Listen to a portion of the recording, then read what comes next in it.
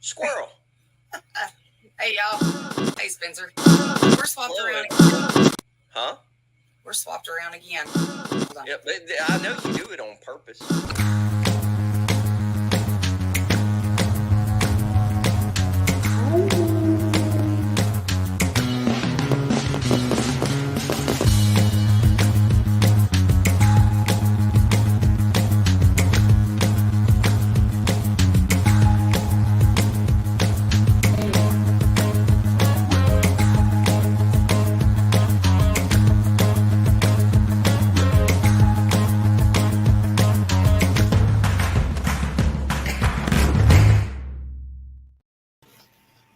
There we go.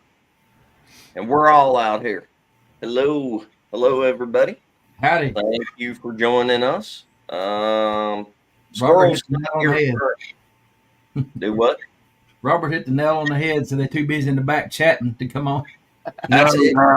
That's exactly. Which one of y'all said, what time is this show starting? That was me. I looked down, it was 1:32. I was like, uh-oh. Oh. Yeah, sorry.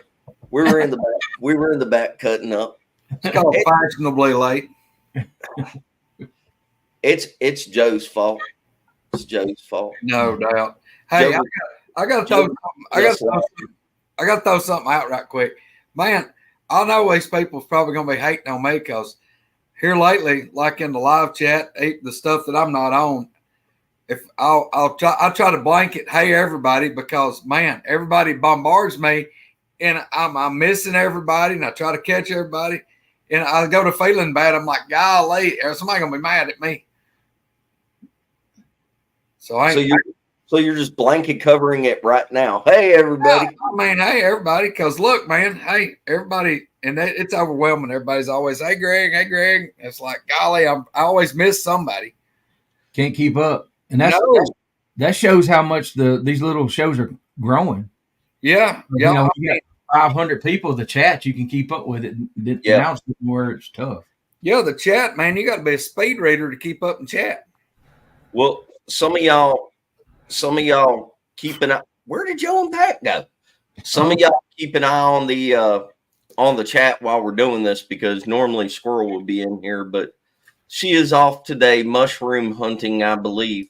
And everybody, before I forget about it, Miss Diane Fowler is recovering from minor surgery, but still thoughts and prayers to Miss Diane.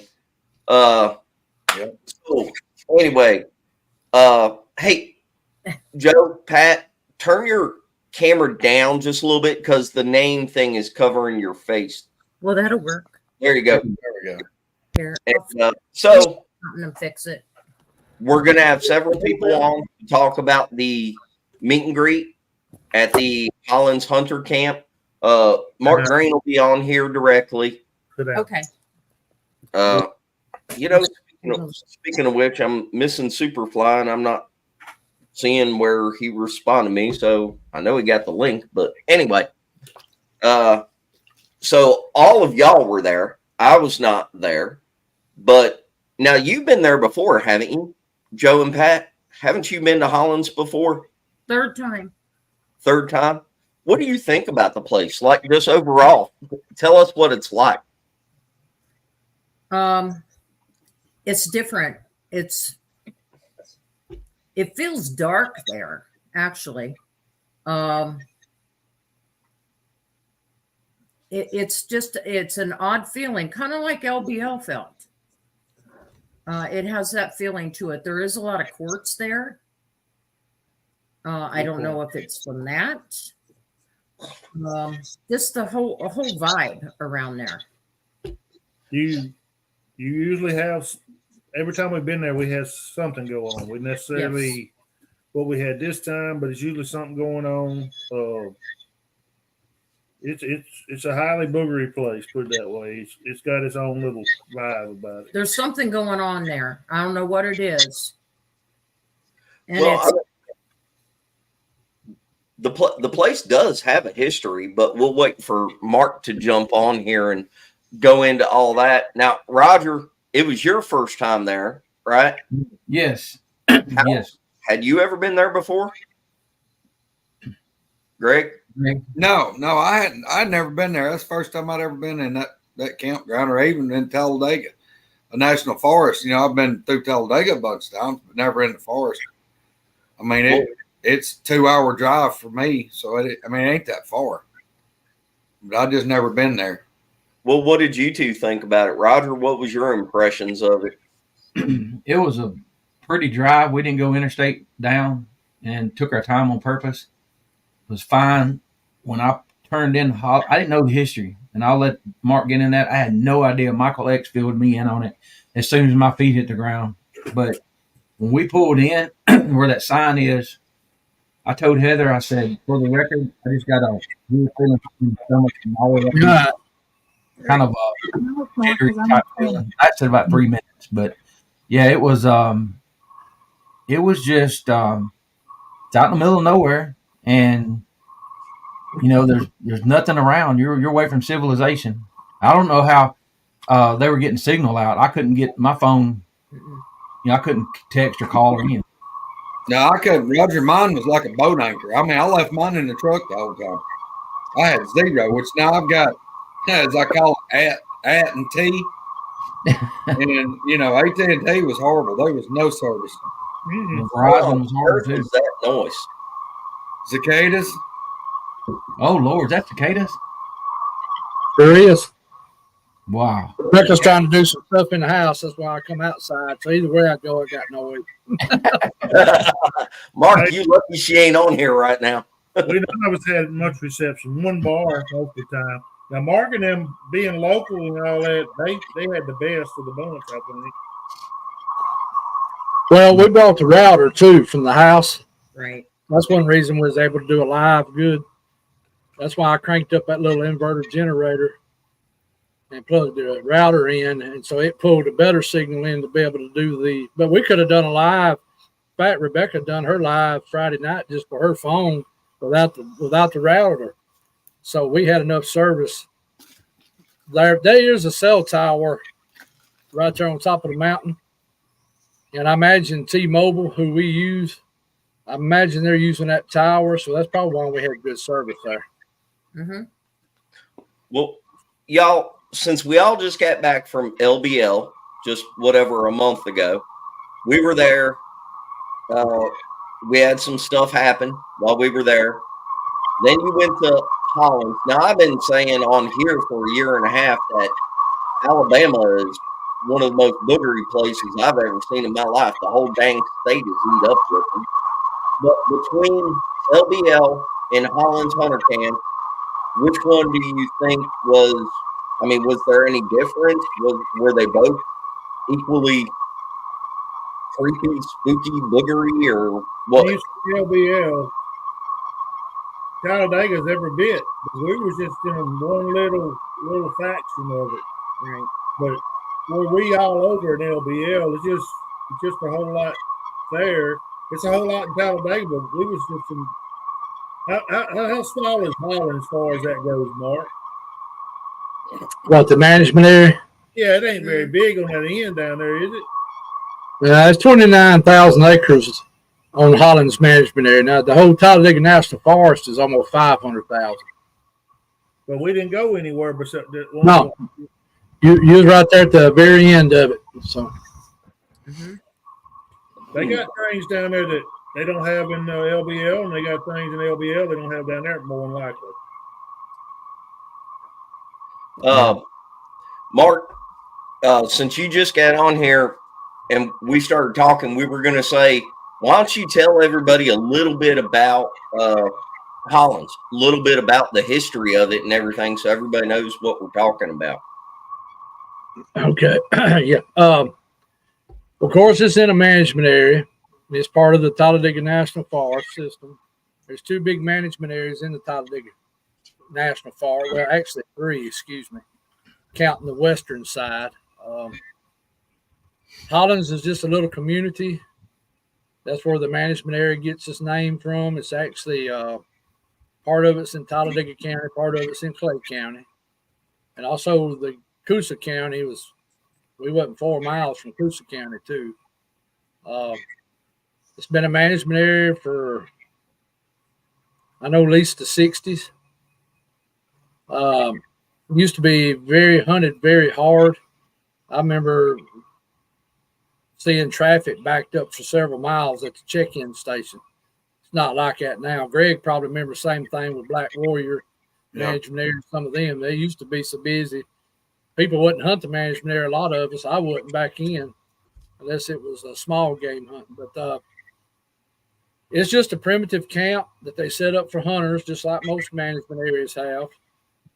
There's several more very close by that are a lot smaller, and they've had activity in the past at them too. But some of the history that goes with it is there's supposedly a hunter that was killed by what the report I read. I do not have the report, but I read the report that somebody else had. And it said unknown animal what killed him. Now, we had a guest that came and showed up that sit with us for 2 days that lives in the neighborhood. And I finally got him off to the side a little bit and kind of went to quizzing him a little bit about different things. And he kind of opened up and let me know that there's been more people found before in different parts of the management area. But now, of course, he went that some of them had heart attacks, some of it was drug related, which is probably what happened. When I asked him about this guy, I said, "Do you remember this?" And he said, "Oh yeah, I remember like it was yesterday." And I said, "Well, what did you hear about it?" And he said, "Well, I just heard he had a heart attack at the tree when he was coming down." And I said, "So who told you that?" And he said, "Well, I can't even remember now." He said, "Some of the people that live around here or something, who told him?" And I said, "Well," I said, "I seen a police report that said killed by unknown animal." And he kind of looked at me funny. He said, "Well, I didn't hear that. I heard heart attack." So he said, "But now," he said, "I don't know if the people who were telling me that knew what really happened either." And then I quizzed him a little bit about people camping in that campground. And I said, "Does people still camp here a lot?" He said, "Not near like they did years ago." He said, "You stay very busy," but he said he noticed probably 5 or 6 years ago, that place really, people coming to it kind of calmed down. And he said that there's been more tents found abandoned in there just than the one we found, what was a couple of years ago when we found that tent. About the same time we went up and found the one up there at Greg's. Mm-hmm. But he said that was the first time that tents have been left in there full of stuff in them. And he said the Forest Service would find, or the game wardens, Alabama game wardens would finally come clean it up. He said, I guess they were waiting on the people to come back and get their stuff. And he said after a couple of weeks, they come clean it up. But that one was there for a couple of months before it finally disappeared. So I really just don't know what the deal was with that one.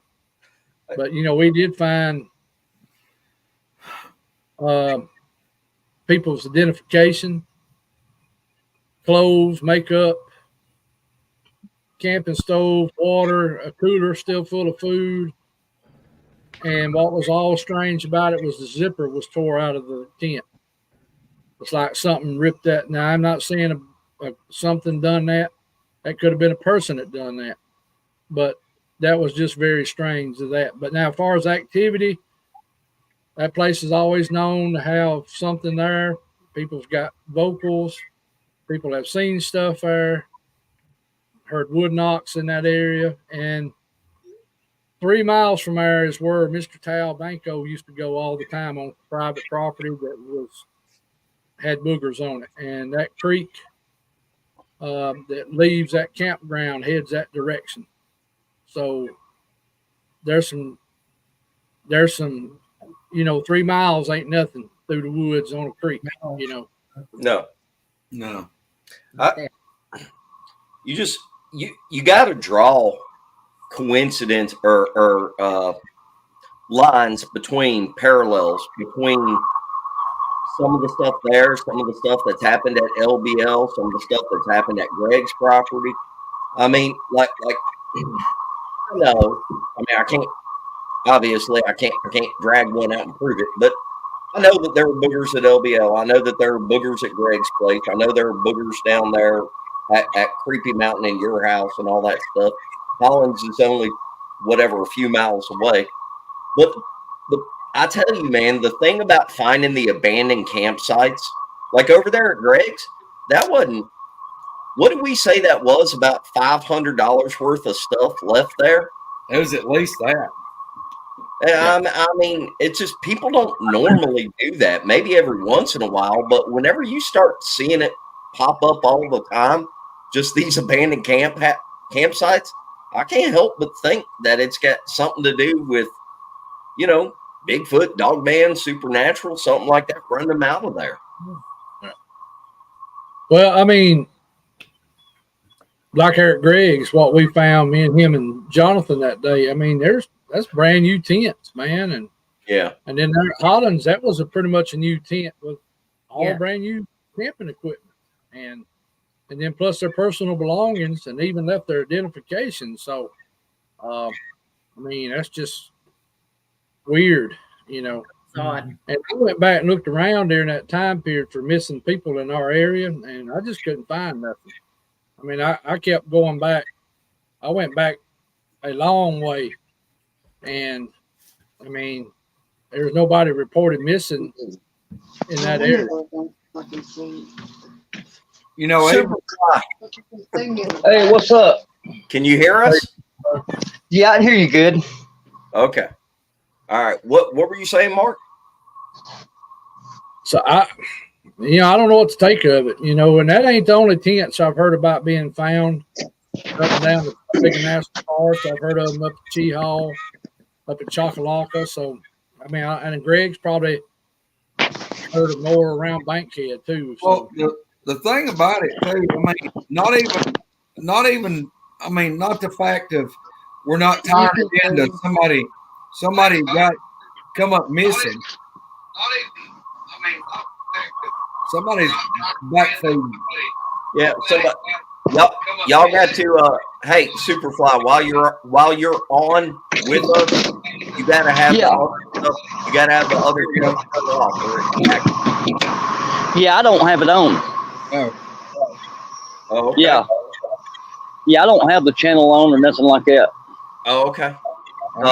Anyway, if but not even tying it in like a camp that's tore up or a bunch of stuff abandoned, something like that. Not even tying it in like to somebody's missing. But I guarantee that somebody probably got the pure day hell scared out of them, and they left a bunch of stuff, and that they were scared so bad that they're not going back for nothing. They don't care what they left; they're just not going back. So I mean, it don't have to be. To me, it don't have to be that somebody's come up missing or whatever, but somebody's left hundreds of thousands of dollars worth of stuff and a lot of really important stuff. So just the fact of what would it take? How bad would you have to be scared to leave all that? Before anybody talks, y'all, I can't take that cicadas in the background, so Superfly and Mark, I muted your microphones while everybody else is talking. Raise your hand if you want to speak. But anyway, hey, they can actually mute it themselves. They can if they want to talk. Yeah, but if they're doing it on a phone, it's a little bit. Yeah. But you guys, you can mute your own. But anyway, all right, hold on. Let me unmute Mark so he can reply. Oh, we're good. We're good. Go ahead. Just mute me and I'll raise my hand. Wave at us. Yeah. If you can hear me, Mark and Greg, have y'all had any remains found in these areas where this stuff is left, like these parks and all, or just people just left everything? And then is any reports of remains or anything found by the hunters? Joe, as far as remains of people, no, I had never heard anything like that. Okay. Well, but hold on, Mark. There's been a few. Yes. That's what I was going to say. Go ahead and There's been a few over the years, but now I think they were probably human related. Is where somebody went and murdered somebody, and I mean, that's what we're figuring. There's been some bodies found in the national forest over the years, but I think it was human activity that caused that. Yeah. What about That what would about what about the one that was found at the bottom of the hunter's stand? Where was that at? That was at Hollins. That was at Hollins. Mhm. Yeah, we were camping within 200 yards of it. Well, anyway, since y'all were there and I was not, I'm going to shut up, and why don't y'all start from the beginning and talk about how the whole meet and greet went and everything. Superfly, I'm going to unmute your microphone so you can chip in on this. Take it away, guys. How'd it go? We We had a great time. But we came in a little earlier because we didn't have any demand. We got there. It was Wendell and Justin, me and Pat. We got there Thursday night. Thursday night. Well, Thursday evening. And Paul was there till 12:30. Paul was there too, and Mark came by for a little while. And we were the first ones to camp, and we just sit around. We went around to the awning at the trailer, and we did, and we sit around there just having a regular evening. And finally, Paul had to go to work, so he left. And then she put out the little. We all decided to turn in, and that was pretty late in the evening. She put out the audio recorder, and we went on to bed. And from there, we don't know anything's really going on outside at that point. We can't hear very well inside the camper, but so the audio pretty much tells it all. Is we had walking around. They're tapping on the grill. We're getting taps on the grill. We're getting something moving the steps on the camper, tapping on it. You can tell the difference. Hitting the side of the camper, some noises off of that. A whistle. I had a giggle ball out, which is a dog toy for dogs. And I had it sitting out right under the canopy. And I do have that recorded as being moved. Just a lot of strange noises, a lot of movement around the camper and in close proximity. We did hear coyotes before we went to bed. I had the recorder running, and there's a little strange sound in there a little bit too, but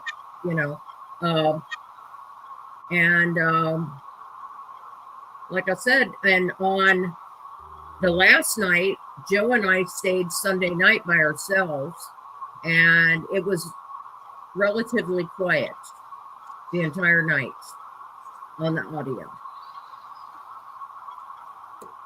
Now, Mark, this is hard to organize because stuff happened on different nights. And we would really have to have everybody that was at the meet and greet there to explain what they were doing, what they saw, what they heard. But that would be hard to do. So just to back up what Pat is talking about and Joe is talking about, there was one point where you saw something over by Joe's camper, maybe, right? Right. Yeah. Saturday night, most everybody had done left. Greg and them had done left. A few others, some of the people that just came in to hang out for a while had done left. So it was mainly us that were camping left. I know Joe had went over to his camper one time and was doing something, putting water in the camper or something, because I had them extra water jugs with me, and he heard something, run behind him. which he did not see what it was. But a little while later, this may have been a couple of hours on later. I can't remember the exact time frame, but I went over there that way to kind of relieve myself in behind Rebecca's truck. And that's when I heard movement. And when I turned to look toward Joe's camper, I seen something flash going from one side of the road, kind of in behind his camper, between his camper and Flat Rock's tent. Of course, I throwed the light, but I didn't see it. But there was enough ambient light right there because I think Joe had his camper lights on. The awning was on. Yeah, I seen a flash go across there. Now, what it was, I mean, I don't know, but there was some kind of movement. It did look big to me. It didn't look little. I mean, it wasn't like a fox or a coon. This was bigger. Now, it could have been a deer. I'm not going to say it wasn't, because all I seen was a flash. But the steps did not sound like a deer. It had more of a two-legged tone to it. But, I mean, this happened in 4 or 5 seconds, however quick it took to move across me, look, and I get a glimpse of it, and it's gone. So there was definitely, and I'm going to say this about deer in Hollins. Deer in Hollins are hunted very hard, and them coming up right to a camp, you know, it's not like at your house with your deer or the deer I have here at my house. They're kind of used to us humans being out here. That place there, they are hunted. And for them to be pilfering around with us in camp, I just don't think would happen. But that's my opinion. I agree. What I heard when my back was to what you were talking about coming through, it sounded like almost in the same area. What I heard, I was pouring that water inside the water tank on the trailer, and I had my back to it. And I heard, just like you heard, I heard boom, boom, boom, boom, like something shot across. I didn't see it. I just heard it. So I grabbed up the other jug, and I heard nothing. You know, so I knew I heard something. And I just wasn't imagining anything like that. I heard something. I'm like you. It's not, why would a deer run all the way across there when he could just turn around and walk back in the woods? Because whatever came, it sounded like it moved from behind the trailer to across the second road over there, kind of going in behind where Wendell was. That way, say, to the west, east to west, I guess it is. Hey, Mark, whenever you say flash, you saw a flash, just to be real clear for everybody, are you saying a flash like a flash of light, or are you saying you just caught a glimpse of something moving fast? Just a glimpse of something moving real quick. Just, I mean, it went from one side of the road behind Joe's camper in a split second. I mean, just like that. Did it happen by any chance? You were standing there with me when we saw that stuff up there on Creepy Mountain that went from one tree to the next, where it was just like a shadow that just went right across. Did it look like that? Sort of. Flat Rock has a question for Mark and Joe. He said, was this thing between 8 and 9 p.m.? Approximately. No, I think this would have been more up around about 10 or 11, wouldn't it, Joe? I think so. Now, when I put that water in there was before you seen that. So the early part of the night, when I put that water in there, was a little earlier than where it might have been in that time frame when I went over and done that, but yours was definitely later. Yeah. But I know Rebecca had done went and laid down, and I didn't want to disturb her, and then Pat and Jody and them was at the camp, so that's why I kind of slipped off over in the dark area. Right. Where nobody could see me. Right. I remember that. Yeah, because I didn't want to disturb Rebecca either. Look at Gary. Gary's on it. Gary is always he's like a cowboy on a cattle drive. He is always in there like, hey, y'all, there's 100 of you and only half of you hit the like button. He says it in an authoritative tone, too. Thank you, Gary, and thank you for the half of you that have hit the like button. Appreciate it. you walk back, Mark, The other half's on the show, so I mean, you know what I mean? Yeah. When you first walked back over, he said, I just seen something. I said, well, I in heard my you say mind, it. I'm thinking, I just wasn't imagining anything. Something was them, if something, there's two of us verified something was running back and forth across here or something to Right. that effect. well, Yeah, the reason, there's definitely something moving back and forth in there, and what I don't know, but something was moving. But a couple hours before that's when Superfly and Roger, when Superfly got growled at, and Roger caught those howls right before the coyotes. So and been- the reason Flat Rock's asking to put this in perspective, Joe and Pat's camper was almost the last thing before that field, and then Flat Rock was set up beside them. He was the last person before that open field there, or actually he was kind of in it. So, We and then should have. the terrain, Dee Dee's asking about the terrain. It was just kind of like hilly, hardwoods, some pines, there was an open field there, where there's like a circle drive. And by the way, it's the biggest pine cone I've ever seen in my life. But Yeah. Yeah. they were huge. All right, we got to kind of do this in some kind of order so that people understand. So I don't know at exactly what time Pat and Jody walked up on the hill, and Pat goes out there and sweet talks the boogers. I don't know what he said to him. Superfly and his wife were walking down the road and doing stuff. That's whenever he got growled at. Roger and his wife were walking down over in that area. So I don't know what time frame all this happened in. So y'all kind of got to take it in order, but also you got to tell about the pine cone thing. But whatever order this works, whoever did what first, somebody go. That was us. Okay. Jody and I, when we finished eating, we decided to take a walk, and we This went was on Saturday this yes. Yeah, because we just after Greg got there and brought the world famous barbecue. Yeah. that was that evening after Greg got there and they set the tables. We all eat. Y'all know? Did y'all look at that at what time we got through eating? It's afternoon. That's all I know. And then they took a stroll up on the mountain. It was getting later in the evening, probably 4 or 5-ish. No, Was it late? yeah. I don't know.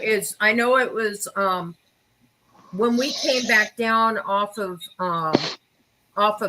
from up there. What we did is we went up there. It's a little bit ways up, and there's a green field that splits. There's two of them all the way up there. We walked all the way to the top, and we were going to go off trail, but we thought we'd get in trouble. So, and Jody didn't have the right kind of shoes on, so we chose not to. And we decided that if there was anything up there, and it was just the two of us and two women, that we would try and stir something up. So what we did is, we're inviting them to walk with us, to come closer, things like that. We're just messing around a little bit, trying to fire something up. And we had heard some walking coming up, and we heard some movement on our way up, and we invited them to parallel us on the way back down or to walk with us. And Jody got a little scared. She said, "No, we can't have all that kind of stuff." I said, "Well, I'll tell you what, Jody, then y'all can't come past the gate. You're not allowed past the gate. You can walk with us all the way down." And we kind of tried to stir them up all the way down. And then we walked back to camp, and they were live. Everyone was live then. And I think, Roger, you have me on video when we went to say hi to everybody on Rebecca's on Mark's channel. Do you remember that? I do. I remember them talking to you guys, Yeah. and when I started my phone up, it was 7:21, Okay. and it was within about a minute of the house starting. So Superfly and his wife had walked out probably after y'all came out, because when we were walking past y'all's setup, I noticed them. We didn't want to disturb them, so we took the lower road. Mhm. And then like I said, I went back and scrubbed through, and within a minute of me turning the camera on or the phone on is when everything went crazy. And Just so, Go ahead. everybody knows, we have some video to show, some audio, and an actual little clippet of video. We're going to show that here in a little bit, but I want everybody to hear them explain this before you see and hear everything, because it's kind of confusing. It's confusing as hell to me, and I wasn't there. But Well, it's a matter of just a short period of time, a short span from Jody and I coming back down off the hill. We were up there, and Superfly coming through there, and Roger coming through there. It was all in what, maybe 15 minutes? I could go back and check that other, but I could see the timestamp on that other video probably, but it's not long. I don't even think it's 15 minutes. And I'm assuming that Superfly is looking towards the woods, Mhm. and that's when he gets the growl. Now, Superfly, when you got growled at, how long after you got growled at before the first howl? You remember? hold on 1 second. Yeah. There we go. It wasn't. It wasn't a few seconds, maybe 5 seconds. So this all happened at the same time? Okay. When you catch his Yeah. wife, Neil, that's all happening all together at the same time. Yeah, When it all happened. Yes. But I'm gonna tell you how it started. Okay, good deal. I spoke to somebody as a Spencer. I talked to you yesterday about this subject. You know what I'm talking about? Yeah. Or I sent you a couple of messages. I spoke to somebody out west on the phone this morning. And the being for it was, we got sick. I don't deal with this stuff really like y'all do. I've done had 2 heart attacks, so very well known that, a third wouldn't be too good. And I physically got sick. I mean, literally to the point I was about to puke. He told me that. But what started it was, can y'all hear me good?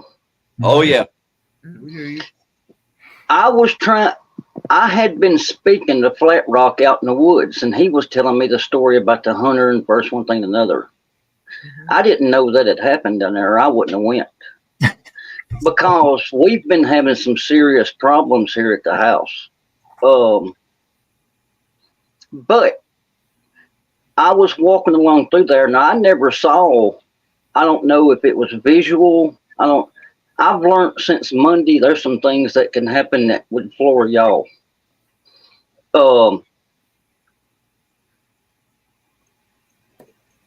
Yeah. Anyway. So I was trying to tell my wife when we was walking down through there, because I was going in there to use the restroom, and I was trying to tell her the story of the hunter that had gotten torn apart. At the time that I was talking and trying to tell her this story, my breath was going then. Now, you can believe it or not, I don't really care, but I was getting this sense when I was telling her the story walking down towards the wood line to shut up. As soon as we started off the hill, I was going to walk on down around the curve towards the gate where she went earlier, but we never made it. When we got to that spot where we were standing, that's when I heard it sounded like, I told y'all, a low chainsaw or something. Like you know how a chainsaw is idling on the ground at your feet? That's what it kind of sounded like when it started. And then it got real loud. It got loud. And then it went right back down. Now, standing right there at the woods, I never heard that howling until I heard it on his phone. I never heard none of that. I never heard the howls. I never heard the screaming. All I heard was the growling. That's all me and her, either one of us heard. And then them coyotes took off in that hour or whatever it was. But I've learned since Monday, because I sent a guy a video, that clip that you posted, and more than likely that owl we heard was them too. Well, so you remember the coyote pack, that you recorded? It's in different frequencies and tones. So that was more than likely them too. Well, now I was told that this morning. I don't know to the extent of how much or what or whatever, but I know, like I said, that's when it started, and that was at about 7:30. Yeah. Now, what's interesting is the sound. The first howl came when you were looking into the woods. I think you were looking the other way, but I was looking towards you. So it would have been at mile 1 past you. It seemed like about another 50 yards past you when that first one howled out. And then when I'm asking about the phone, the second one, which was a totally different one, answered back. And that's when I knew we had something going on. And you didn't hear that? No. It was on the other side of you. That's interesting because I asked you on tape. I've got a 30-minute long video that I haven't showed anybody. Remember I came up there and I asked you. Yeah. You were talking about the chainsaw, and I did the like that, and you said it sounded kind of like that. Well, Kumbo had told me I heard that twice, and he had told me that it was more than likely a young male trying to do his infrasound, but he wasn't old enough.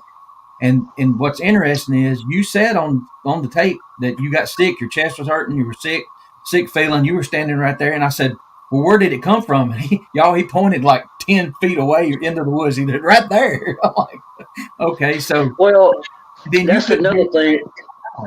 That's another thing I learned this morning. I don't know whether to. It was probably more than likely in my face. It was on top of me. That was the truth. Now, I don't know that. I mean, I don't know nothing about none of this other than what I'm being told. But I'll tell you this much. If I felt it physically, and my wife, I told you, I may have told Mark, I can't remember, but she was sick all day Sunday or feeling bad. Headaches. We were drained. The next day, we were drained. We couldn't have no energy at all. And I tell you something. Yeah, I tell you something else about that. The cold feeling, and the getting drained, and all of a sudden wanting to go to bed or lay down. The cold when you get real cold or cool, the chills. Mm-hmm. She felt that real bad. Well, I'm gonna tell you something. Was she running from the chainsaw sound or the howls? The growling. But I had also told her, because I had also told her when she took off to get Mark. Okay. Because I was afraid I was fixing to have an episode right there. Okay. At the time, I really didn't give two craps about Bigfoot or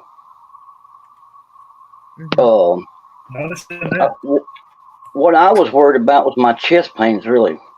Yeah, I remember you saying that. So I had told her when she took off running to get Mark. Okay. Because I really thought I was fixing to go down. I ain't kidding.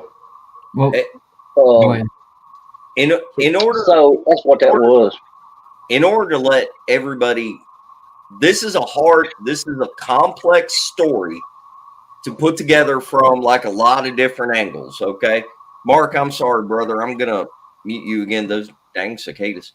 But this is a complex story to put together. So now that everybody has heard like a basic rundown, I'm gonna try to do this the most. Now I got my dogs barking and my driveway alarm going off because my deer are probably walking in front of it a third of a mile away, little buttholes, right while I'm in the middle of a show. But anyway, I'm going to try to do this in like some kind of order. So just give me 1 sec and let me see if I can pull up the very first thing, which would be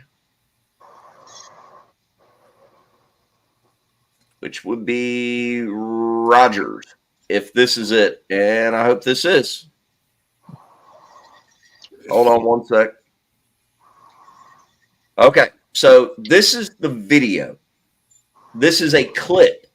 This is a short clip that Roger took walking with his wife. Now, Superfly had just been growled at, and his wife was scurrying somewhere. That's what this video is. Okay. Now, if you listen carefully, very carefully, you can hear the house that we're talking about in the background. Not the growl, but the house. Here we go. That's too far away from camp.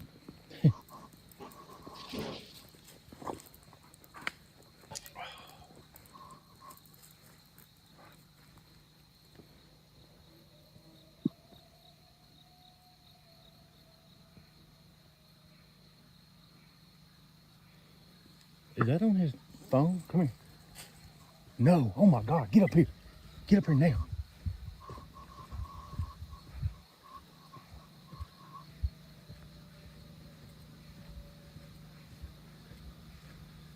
Is that wolves? Is that wolves?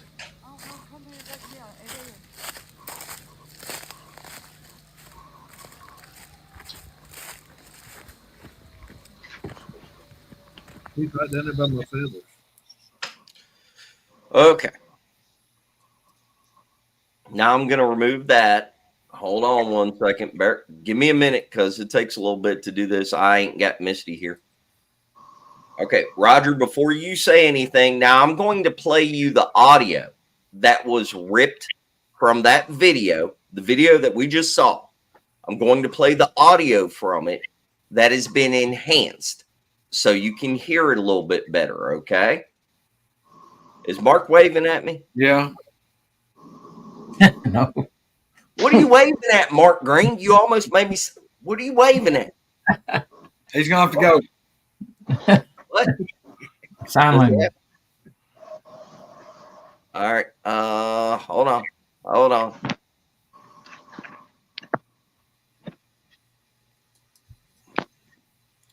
Here we go.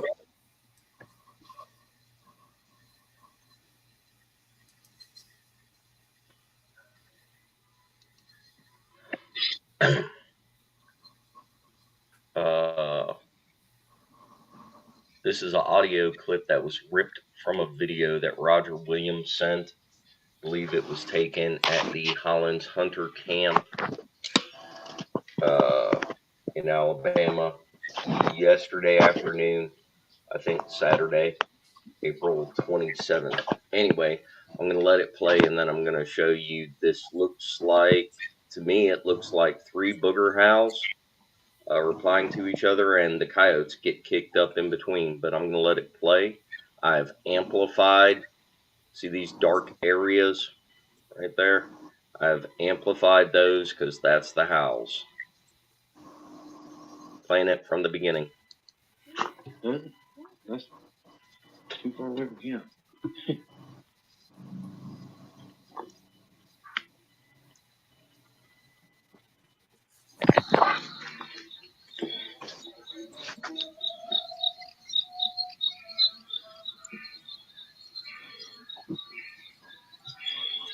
Is that on his phone? Come here. No. Oh my God. Get up here. Get up here now.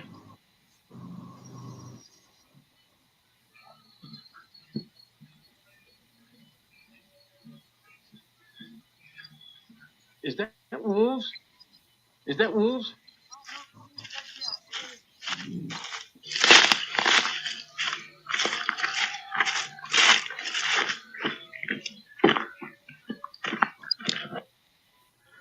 All right. So if you look at this section right here, the vocalization starts right around 500 hertz, goes up to about 700. The second one right here is a pretty straight line. This is the classic kind of straight line across. It's right at the 600 range, maybe 550 hertz. This is the coyotes on the far end, and then it finishes with another reply vocal that I believe is a booger that matches this second one. So it seems like this first one set it off. Here's a reply vocal that is further away, then coyotes, then another reply vocal. But again, just to show, I'm going to do this first one again.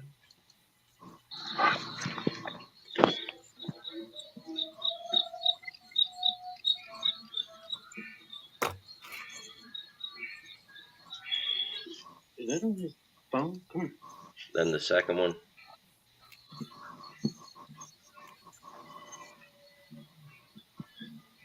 And the third one starting with coyotes. Is that wolves?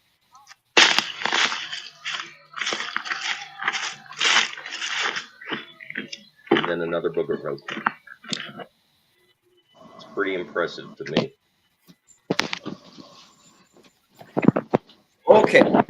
So now, first of all, in the video that Roger recorded, it looks lighter. This is right at sunset, right, Roger? Didn't you say 7:20, 7:30 right in there?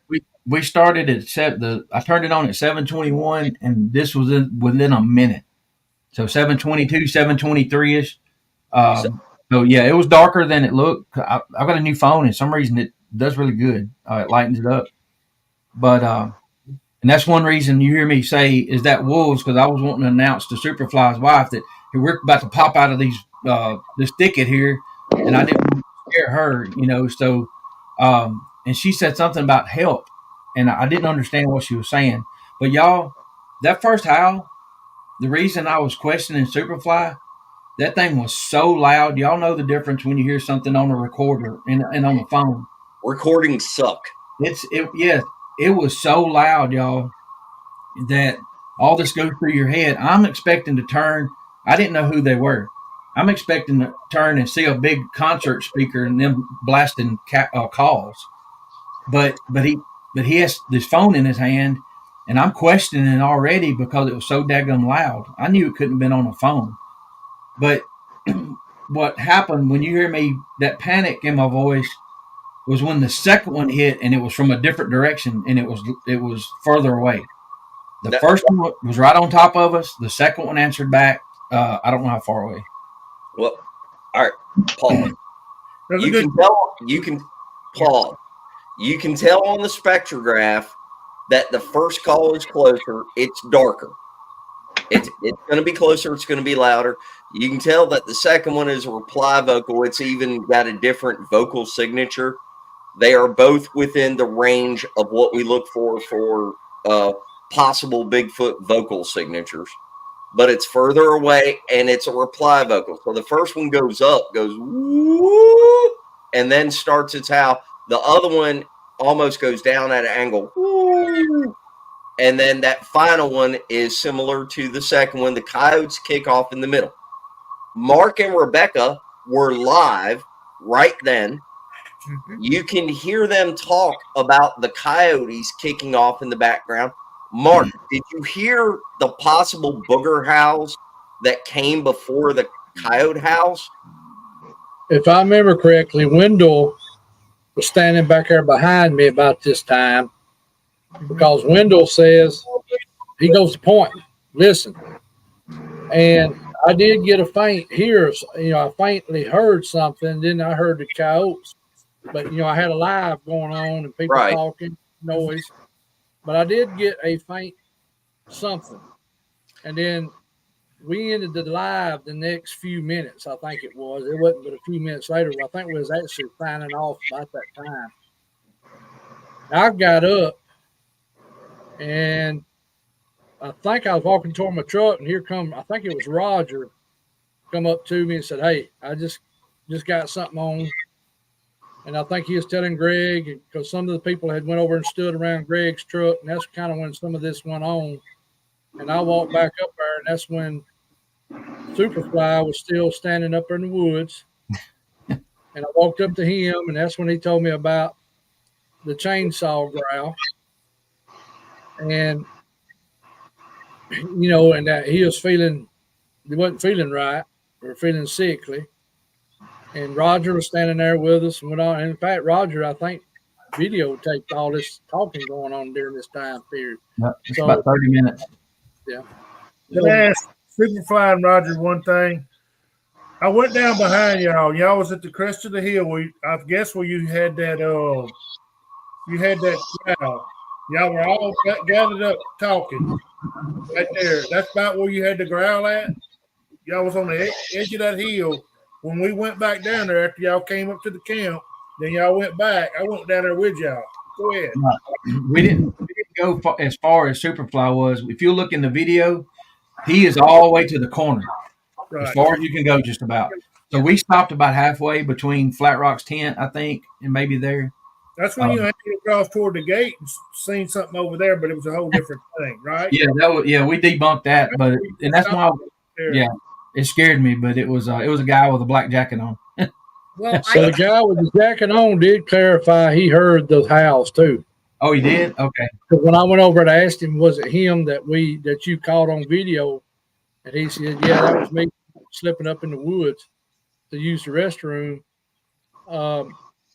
He said, I did hear all those howls, but he said, I didn't know that was Bigfoot, them first ones. He said, I knew the coyotes got stirred. Right in front of Superfly. Hey, Rachel. Hey, Rachel. Hey, Rachel. Hi, Rachel. She'll probably watch this later.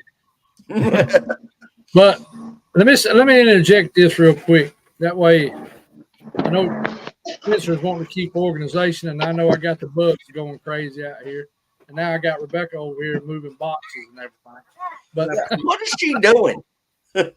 She's covering up her blueberries real quick with cardboard and leaves. So she's mulching. Anyway. Bombing you. That's what she's doing.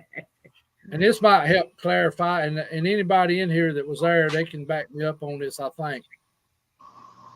Joe and Pat, Justin, and Wendell were there Thursday night. Like they said. I wasn't there. I went and spent about an hour there. They had different things happening on. They had recorders running. All right. I got there Friday morning. Everything's quiet. Other people started coming in. Now, Friday night, we had a very quiet night. There were some calls made. No responses that we know of. Now, somebody may go back through their recorder and find something on Friday night.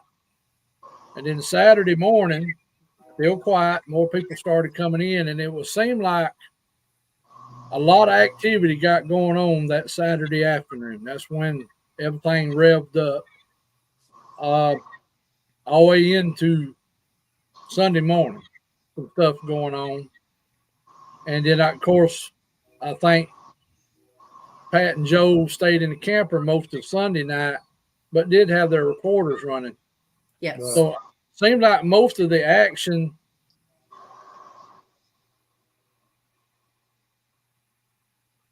Did you freeze up? I think Right there time period with that live going on. With everybody's attention kind of to that live and people eating and walking around was probably a very good time for them boogers to be moving around, doing what they was wanting to do. That's a good point. And they probably sounded off some of those other ones saying, hey, come on down here because it's getting dark and these people ain't paying us no attention. That's my opinion, and that's what my brain says. Right. This is speculation, but that's a Right. good point, and it does kind of, if you've been doing this stuff for a while, you kind of get a feel for how they do what they do, and Right. that does make sense. Superfly, is there any chance your wife wants to get on and talk about what she went through, or does she not want to get on at all? She's outside somewhere, man. I don't even know where she's at. She's wandering around somewhere over here. I don't even know where she's at. I ain't kidding. On the video, we saw how fast she could move, so she's liable to be 2 miles away by now. She may be in town by now. Did Yeah. you feel Superfly when you left camp? Got away from whatever been bombing you? Do what now? Did you feel any better once you drove away from camp, as far as physically, or you stayed sick? Yeah, I mean, it finally went away about 1 o'clock Sunday morning. I finally got in the. Yep. Was y'all spending the night, or did y'all drive home? We drove home, which we're not. An hour and a half away, maybe. Okay. So we drove home. But I finally laid down about 1 o'clock that morning, I think. And I'll tell you this, she was so terrified, she didn't even want to ride out in the car. She was scared to get away from the group. And I was. I'm telling you. I kept waiting, hoping Greg would leave. Because we was planning on y'all don't even know, I'm telling you, what we've been dealing with. Well, we're gonna get into that on a whole separate show, because you need a lot of time to go beginning to end on that. I will say this though, I before I let you on to do a whole show, did you try Greg's barbecue? Yeah, it's good. Did you try it with the white barbecue sauce? Oh yeah. Yeah, that's the only way to eat it.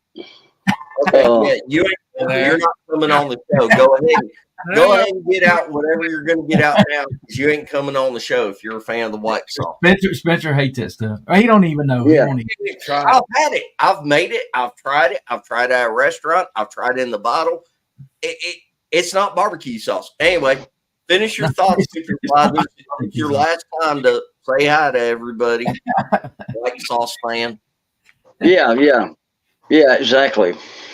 Yeah, it was good. It was worth coming just to eat. Oh yeah. Really, it was great. Mark gave a thumbs up. Yeah. Matt, who made the potato salad? I did. Oh, good. Oh my gosh, the potato salad was great. Well, Yeah, it was home. Another thing I wanted to add to that also, Jody has been all down that hill in that area where all that came from a few times with another researcher. And she had already told me before, that's why we were going to take off and go down there, and decided not to, that there is a lot of creepy things down there of, just unusual. She said unusual placement of trees and different things like that. Well, I'll tell y'all this. That first part, Yeah. when I go to talk to Superfly and we're discussing what had happened, when the coyotes waited a little while. Y'all heard some there, but if you remember Superfly, we were standing there talking a minute or so after all this died down, maybe 2 minutes or so. And then these coyotes, it sounded like a dozen of them. There's probably 5 or 6, but they were definitely coyotes. Yeah. I mean, there's no doubt. The Thursday But night. I'm gonna tell you something though. I don't know about all these calls and stuff. I really don't. Mark will tell you. I'm telling you. Until I met him, how long's it been, Mark? 2 months. Yeah, something like that. I don't, but I know somebody that does. Y'all know Chris that was on the Navy linguist. Chris Nelson. Yes. Yeah. I'm gonna tell you, some of them calls in that video that you posted, like the pack that went off, you know what I'm talking about? And that the owl hollering. There's I know I heard a whippoorwill going crazy. Yeah, the whippoorwill. Yeah, my bad. There's more in that. Now I don't know. You could stick a Bigfoot next to my ear and blow off, and I wouldn't know what it was. But I've run across a few folks that do, and some of those other sounds that you recorded are not. They're not coyotes, and they're not. What was that? A whippoorwill going off? Yeah. Well, and now here's my recollection. The first one was the loudest, and when it got my attention, Heather's attention, and we snapped around. The second answered back, but I remember hearing with my ears, I believe, 7 or 8 back and forth that weren't coyotes. Now I don't know about going through the audio and all that, but when I was coming to you, what I had thought I had heard was the first big one answer back, and then I was thinking at least 3 different locations from the way it sounded.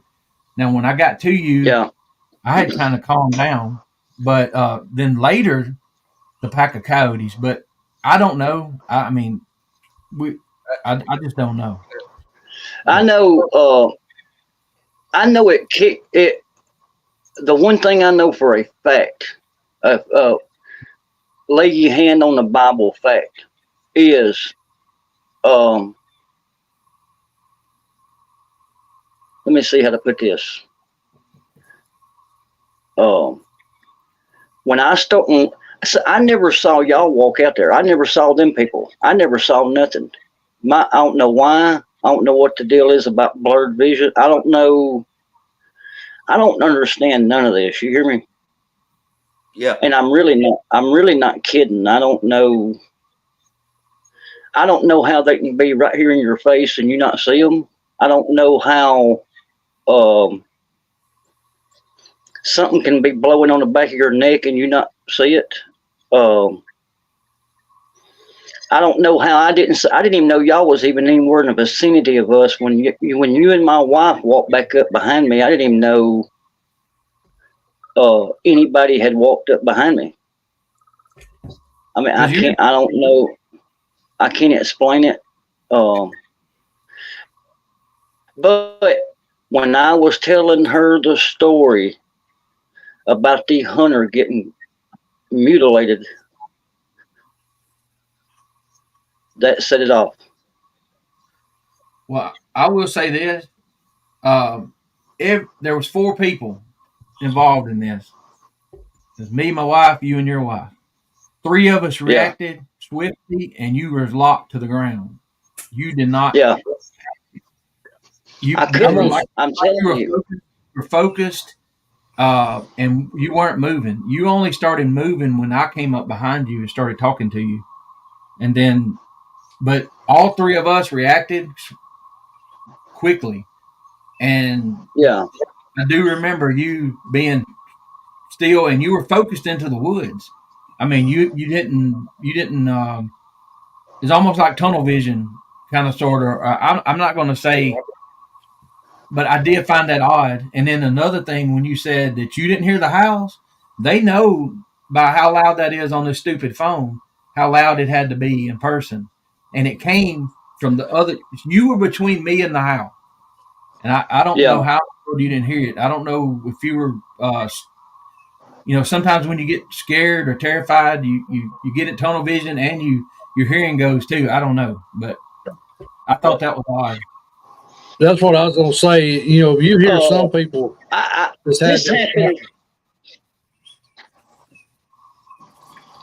Go ahead, Superfly. No, go ahead. Do what? More likely, you went into a little shock for a minute. Agreed. And that is typical with some people with Bigfoot and other paranormal. All But see, this wadded up in one spot. but see, I've had this. When I'm I gonna tell first- you something that happened. Look, I'm gonna tell you something that happened right out here in my front yard, and nobody knows except 3 people about this. Me and 2 more grown men. But there was a shooting here I had told Mark about. Well, 2 days before that, I was standing out here in the front yard, and I heard what sounded like a kid talking. But there was somebody standing beside me, but it was a dude. It was a dude. But somebody was standing. I was right here, and he was standing to my left, about 4 foot from me. Now,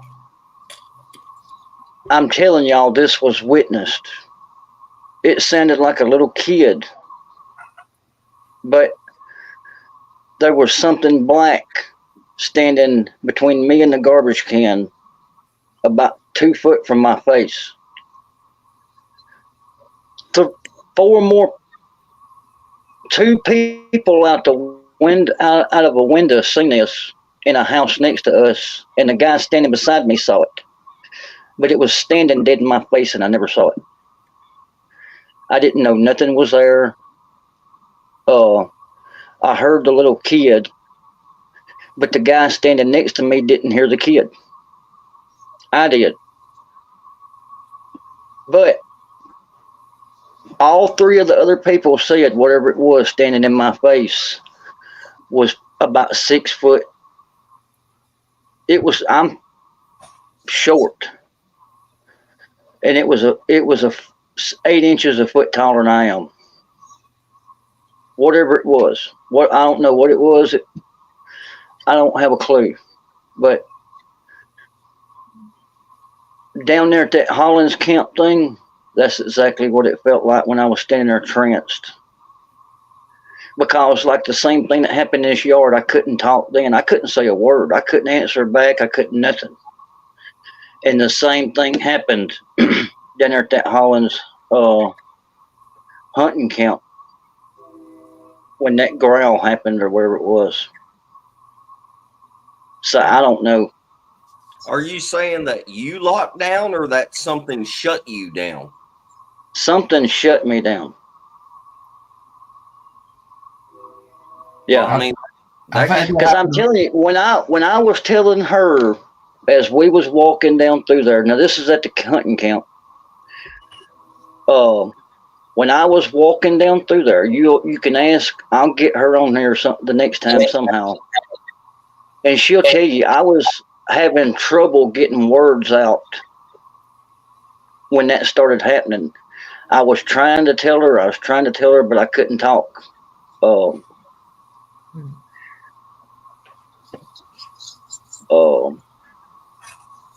It was like I was starting to have trouble breathing. And that's what happened. I mean, I can't explain it. I don't know, but that's exactly what happened. And then that's when it really went off. It's possible, like what Mark was saying, all this stuff, it affects everybody differently. And I mean, heck, Greg's had traumatic things where he had adrenaline dump and puked his guts out afterwards. I mean, but it affects everybody differently. And also, just going to throw this out there, everybody, because this whole thing is confusing enough without bouncing back and forth. So, number one, let's say, Superfly, you got to do a whole separate show where you talk about all the stuff that has happened to you so we can make sense of that. Let's stay on track with the Hollins Hunter Camp thing because I got to get to Pat and Joe's audio. But also, just putting this out there, y'all. I'm no expert on this. Nobody is. I don't know if the supernatural is entwined in all of this stuff or whatnot. I don't know. And whenever you start seeing dark things and hearing whispering and other people are seeing it, or stuff like, people see it with the camera, but they can't see it with their bare eyes, or they can't see it with light on it or anything like that. I don't know where that leads. But to keep this part of the story clean about the meet and greet, let's back up just a little bit. So, Pat, you started talking about when you and Jody went up in that field, and that was before Roger and his wife and Joe and Superfly, or Superfly and his wife, went down the road. Okay, you went up in the field. You were trying to make kissy faces at the boogers and get them to follow you out and everything. She started up. Yeah. That's all I'm No. saying. No, not necessarily. Superfly got growled at and got sick. Could be infrasound. Could be anything like that. Roger is walking down there and recording. Right. Superfly's frozen. Joe comes around the corner. Roger catches Superfly's wife walking away. That was the video that we saw and the audio that Roger captured. And now, Pat, was it that night, Saturday night? Now, you guys, okay, but you guys had the tapping, the possible tapping. Happened was that the foot pats on the ground and Mark's shadow, whatever he's seen. They had ambient light. Well, I say not ambient light, but they had reflection light coming off the awning lights, and it probably ran right between Flat Rock's tent and the end of the trailer behind that tree, and it had a little bit of light bouncing off where he was seeing, but not much. But all that happened at the same time, though, Spencer. When did you have the tapping? The tapping was when y'all was waiting on the company to come in. That night. Okay. That was Saturday night late. Yes, he had tapping on the camper when he went to bed, and he was in there by himself. We were all at the campfire, and he had the tapping when he was in bed. Now, is this after Roger and Greg and everybody had left? It was just y'all still camping there? That was Friday night. The company came in the first time. The company came in on the Saturday night. That was when Greg and everybody had showed up. That's when Mark had to go get the person that broke down. Yes, the tapping was Friday night. It was Friday night. I'm sorry. Okay. So Saturday night is whenever Greg and them showed up, and that's when all this happened. Superfly had his deal. Mark possibly had to run across. Mark, yes. Mark, when did you find the pine cone? And tell about the pine cone, please. That would have been Sunday morning. When I got up, Rebecca had done been up a while. And I come on out of the camper because she got up a little while before me. Her and Wendell left real early that morning. I think Wendell left right after daylight. Where the gate is to the camper, and everybody that was there would know what I'm talking about. The gate was right there at my camper because Joe helped me put up the panels on Friday. I just happened to look over, and I've got a picture of it, and it will be in my video probably this coming up week. There's a pine cone just wedged inside the panel. But I look at Rebecca and I asked her, I said, do you see that pine cone there? And she said, I think she told me no, she did not see it. And I got to looking at it and I said, well, that's weird. Wind wouldn't have done that. So I asked around during the day, the people that were left, did anybody come over and stick a pine cone in my panel? And everybody said no. Well, go ahead. And also, you should point out that on your live, Abby was there holding a pine cone, and it was a long needle pine cone. It was one of the huge ones. I mean, those pine cones were huge. Well, this one wasn't one of the real big ones. It was more of a smaller one, and it was more. You look at it, it looked like it'd been stepped on before, so it's mashed a little bit, but still, to wedge it in there, you had to use some force. Wind would not have done that. It had to be made by something with a hand, and that's all it could have been. So now it could have been human that done it, pulling a prank, Yeah. or it could have been something else. But I did hear something pilfering around that morning about 4 a.m. around my camper. Rebecca and the dogs are still in the camper. Dogs never growled, never said a word, but there was something that came up behind the camper moving around. But, you know, we've got some thunder coming in now, but reinforcing what everybody else has said, it seemed like Saturday night was the night when a lot went on. There's other night stuff went on, but it seemed like Saturday is when the book got stirred up for a little while. Is that the way y'all seen it, Pat and Joe and Rod? You know, Yes, I would say It that might be the food. Thursday, The food smell. I say when with a small amount of people just coming in, and we basically all come in around dark, close to dark, and a little bit after dark. We all had it came in about the same time, except Wendell got there a little bit ahead of us. Now, Justin came in after us. So I think that night, and also the night with all the food and everything else, when Roger and Greg were there. What? Wait, I just realized. So y'all had a bunch of booger activity whenever Greg brought barbecue Oh yeah, and that white sauce. They either liked the barbecue or they were upset that you brought white sauce, and that's why they were growling and sounding off. All that audio that we sent you, that was all Thursday night, early Friday morning, and it was nobody doing nothing. Miss Pat Jambalaya got thrown in the mix that night, so maybe that's what. it was a case of just those 2 nights. I personally, I didn't fool with any recorders on Friday and Saturday night because, to me, the contamination or whatever. So I didn't fool with them. Well, we should also add that people like Justin Edge were there.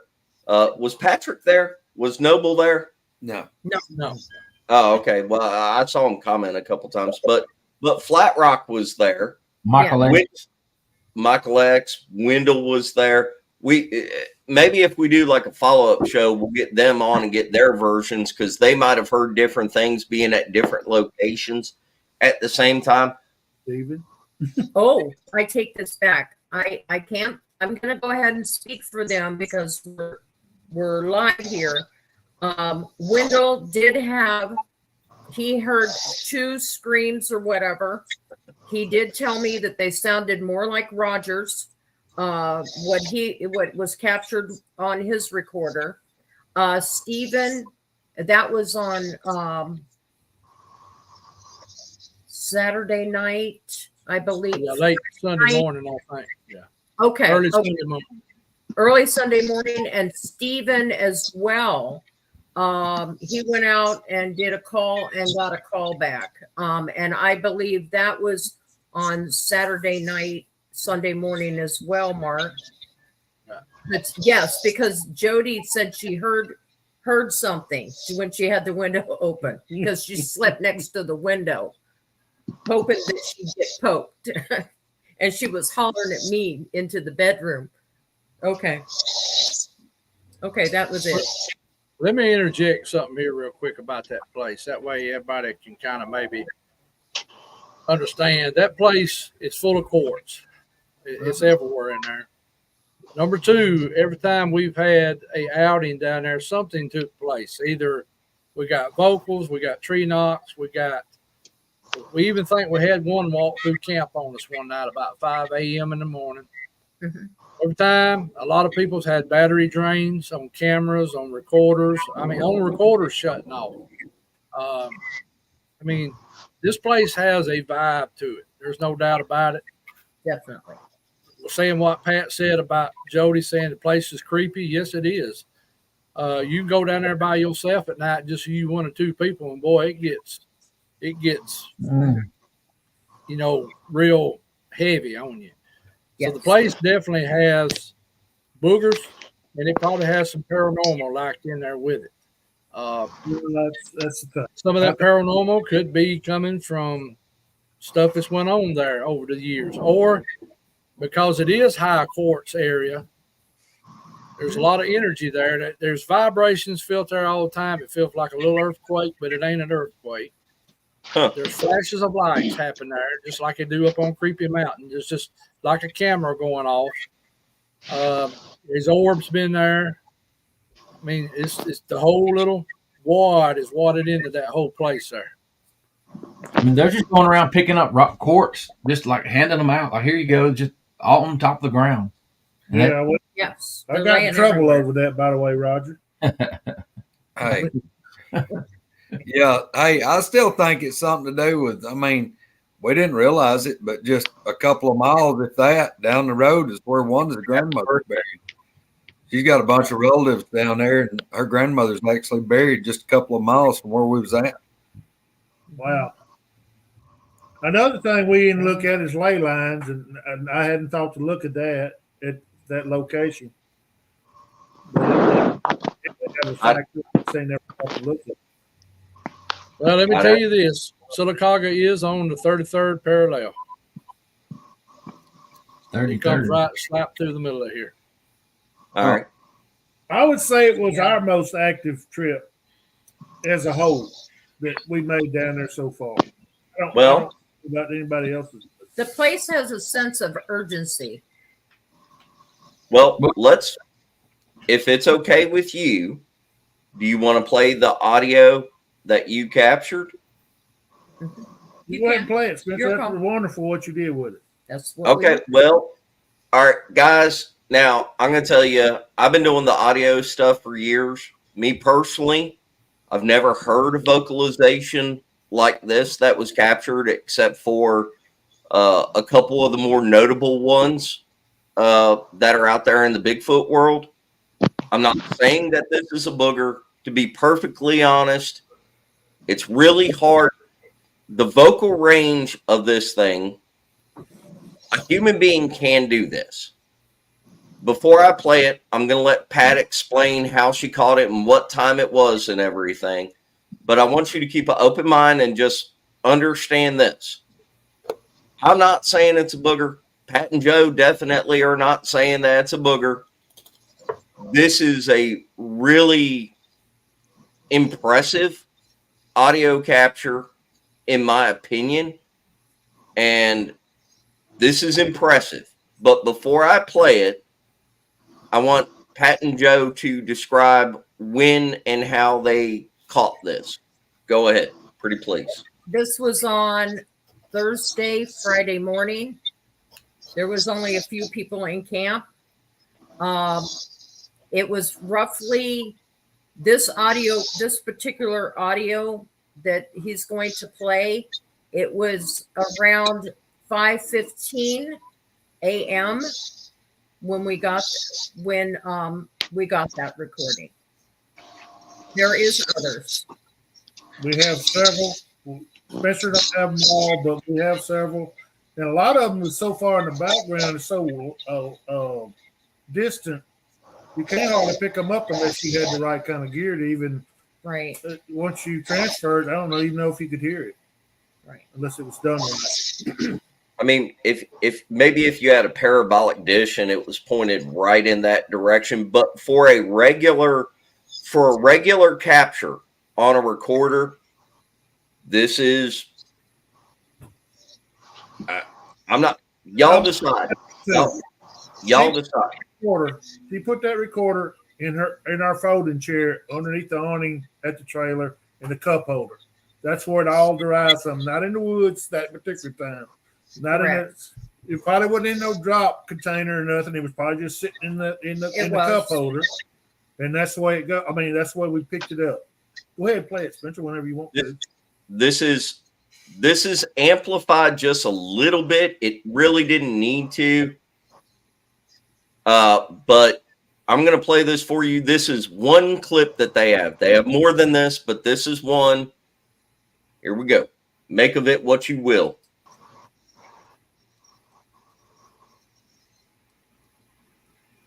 Sorry. Got to get through my screenshots.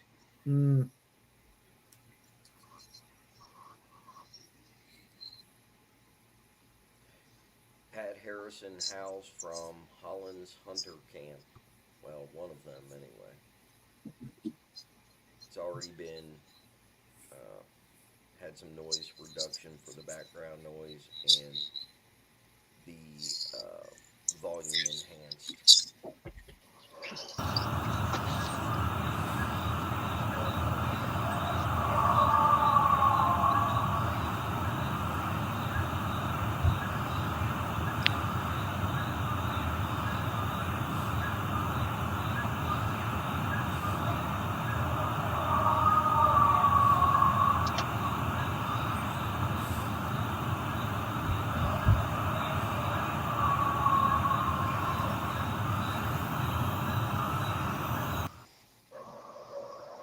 Now, just to show y'all, I'm going to back it up again.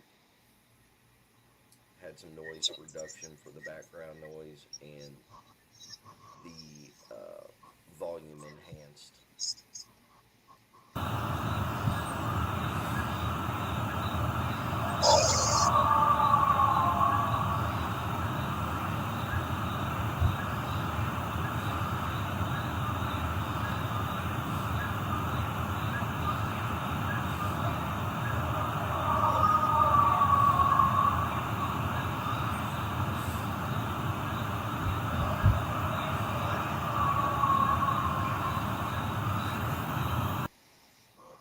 I don't know how many we got on and how long that goes on. How long do you think? I have some. There's more. There's more. We're just in the early stages of having that looked at and things. I'm having to send some stuff off to Spencer first. I will. A favor? Yes. Can y'all send me the loudest one, please?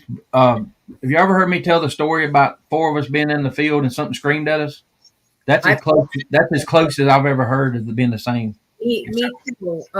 The story I've told this story before that we were up on Joe's property and Joe his hunting property, and I stayed back at the truck, and he was up putting out some corn and things, and I was not minding my own business, walking down the road, looking for tracks or whatever, because there's been reports around there. I had walked over by the truck, maybe 30 feet away, something 30 yards away, something like that screamed at me. I had my back to him. When I turned around, I expected to see something standing whoever it was, right behind me. I thought it was a grumpy old man that was mad, and there was no one there. And I stood there for a few minutes. I decided to go back to the truck and get in the truck. I figured that was the place to be at the time. And I did leave the truck so I could hear. And I heard at a distance a few minutes later that same yell. But I have heard that before as well, Roger. Well, what I want to do is the 3 witnesses that was with me, I want to let them listen to that and get their, I'm not going to tell them what it is, and get them to see if it triggers a memory for them. But that is as close to what we heard as I've ever heard. I've tried to explain that noise. It may be a little longer, but it's almost like it was at the top of its lungs, and it was just it's crazy. It's that syllable, like it starts out with exactly. Remember I used to say it sounded like a man at first, a person, but then it went entirely too high and too ferocious for it to be in too much volume. That's close right there, y'all. That's oh my I God. don't understand it a bit because you're giving what he done it or whatever it was, done it long enough. If you could have went over there, you could have walked to where it was at. You know, it did sound like it moved too and got really lower and lower and lower. I don't know if it was multiple ones or what, but it was like we heard that and it went on for a long time. And Wow. Well, we can't that is some of the same similar stuff that's come from Creepy Mountain, which is 12 miles from that location. Adam Bassett, Keith, there's a lot of them have that same similar audio from years ago. Okay, just for clarification, so everybody knows, when you're looking at it on the spectrograph, that thing is going from about 500 to 1200. It doesn't have many bandwidths of carryover. The frequency is not like going up super high. That falls within a human range. But normally, like before we got on the show, but I didn't have time to, because I've got to record it, then I've got to put it on the computer, then I've got to put it on Audacity or any other kind of spectrograph. Then I've got to record that. I've got to remux it. I've got to do it on OBS so I can make a video out of it. It takes a while, but I went outside and yelled because that to me just sounds like somebody yelling at the top of their lungs. It does not sound like a howl. It sounds like a yell. And the vowels, man, where is that noise coming from? The vowels change. It goes, oh, the vowels change in mid yell. That's almost impossible for an animal to do, but I'm not going to say that it's a booger. But that capture right there, that is different than the atypical Bigfoot howl. Whenever boogers howl, it sounds like a long, drawn out howl. Right. It's normally 4 or 5 seconds long. Whenever you hear it in person, you can definitely tell that it's not, that's not a coyote, that's not a bobcat, that's not a fox. It's loud. It's in your face. You can almost feel it. Whatever that thing is that's yelling, it's louder than the atypical booger howl. All I'm saying is, I don't know what that is, but that's an awesome audio capture right there, in my opinion. You make of it what you want. Spencer, we got a lot of trying to seal the deal on what it is yet. But what I can say that we all said is no coyote sounds in there to cross it up and say, well, for a person in the Bigfoot field, they'll say, if you got coyote going on, they're going to try to say, that's just a coyote. They don't even sound nothing like a coyote. They don't sound like, it's got a whole different footprint, more or less. I can't say what it is, but I know what it ain't. What's going on? Why is my audio getting shot? You're echoing. You're all right. It's the feds, y'all. Yeah. Oh, missed it was my new boyfriend. We got a raw version copy, Roger. I can get to you right away, but the version, you just do best you can on that. I just I'll send it to Peyton. He's on vacation with his girlfriend. I'll just say, listen to this, show it to Kenzie. Y'all tell me what y'all think it is. Then I'll let Heather, because we were all 4 there that night, and it's very, very close. But that sounds a little more mature. Sounds like it's more, because this thing we heard sounded definitely male, and to me that sounds male, but maybe older. So yeah. Yeah, it sounds mournful or in pain or. What y'all remember? Y'all remember my description was it sounded like somebody was mentally messed with for a week, and then they try to saw its ankles off. That's what I was trying to get. That's what I was trying to get across. That's the type of craziness that sound was. So I agree. Or he bent down to use the bathroom and a steel trap caught him somewhere. It That could explain a lot. if I showed everybody I'm not echoing or chopping up anymore, am I? You're No. good now. If I show everybody, which I don't have one ready right now, I can do it on the next show, but I can show you some really good captures of coyotes and let you look at them on the spectrograph. And a coyote looks nothing like that. A bobcat, a mountain lion, not Rogers recordings, nor what they just captured. So all I'm saying is, it's so can I play it again? Does anybody want to hear it again? Go ahead. Yeah. I No, want to play. It's paranormal. it doesn't matter. It doesn't It's matter. to me. paranormal. Some Booger or somebody. Let me say, well, go ahead, then I'll say after. Hold on. Let me play it just one more time. Go ahead. I'm on mute a minute because it's thunder in here. And the volume enhanced. I think Spencer likes to hear himself.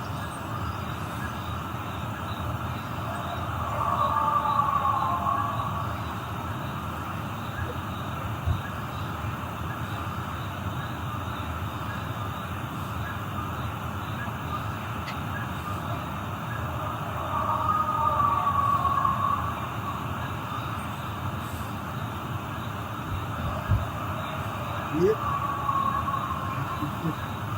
It's full syllable thing. You hear that in the middle? It's factually 4 different sounds there. Right before the third one, the last one, it's a low tone of something. Before anybody starts, I've done episodes where I've showed on the spectrograph coyotes compared to possible booger howls. I will show you spectrographs of coyote howls and put them side by side with something like this, or with the atypical sound that we capture that we believe is probably a booger. They're not even close. No. Anyway. All right. What now, Joe? It sounds like it's 4 different sounds. Right before the last call, there's a little low tone call in front of that. If you listen real close to it, play it back and listen real close. You'll see the little mark on your screen down low, and that's when it's right before the last call. I suspected there was more than one or something was going on that one. On that call. Had some noise. Well, he said to play it again, Pat. Okay. The volume enhanced.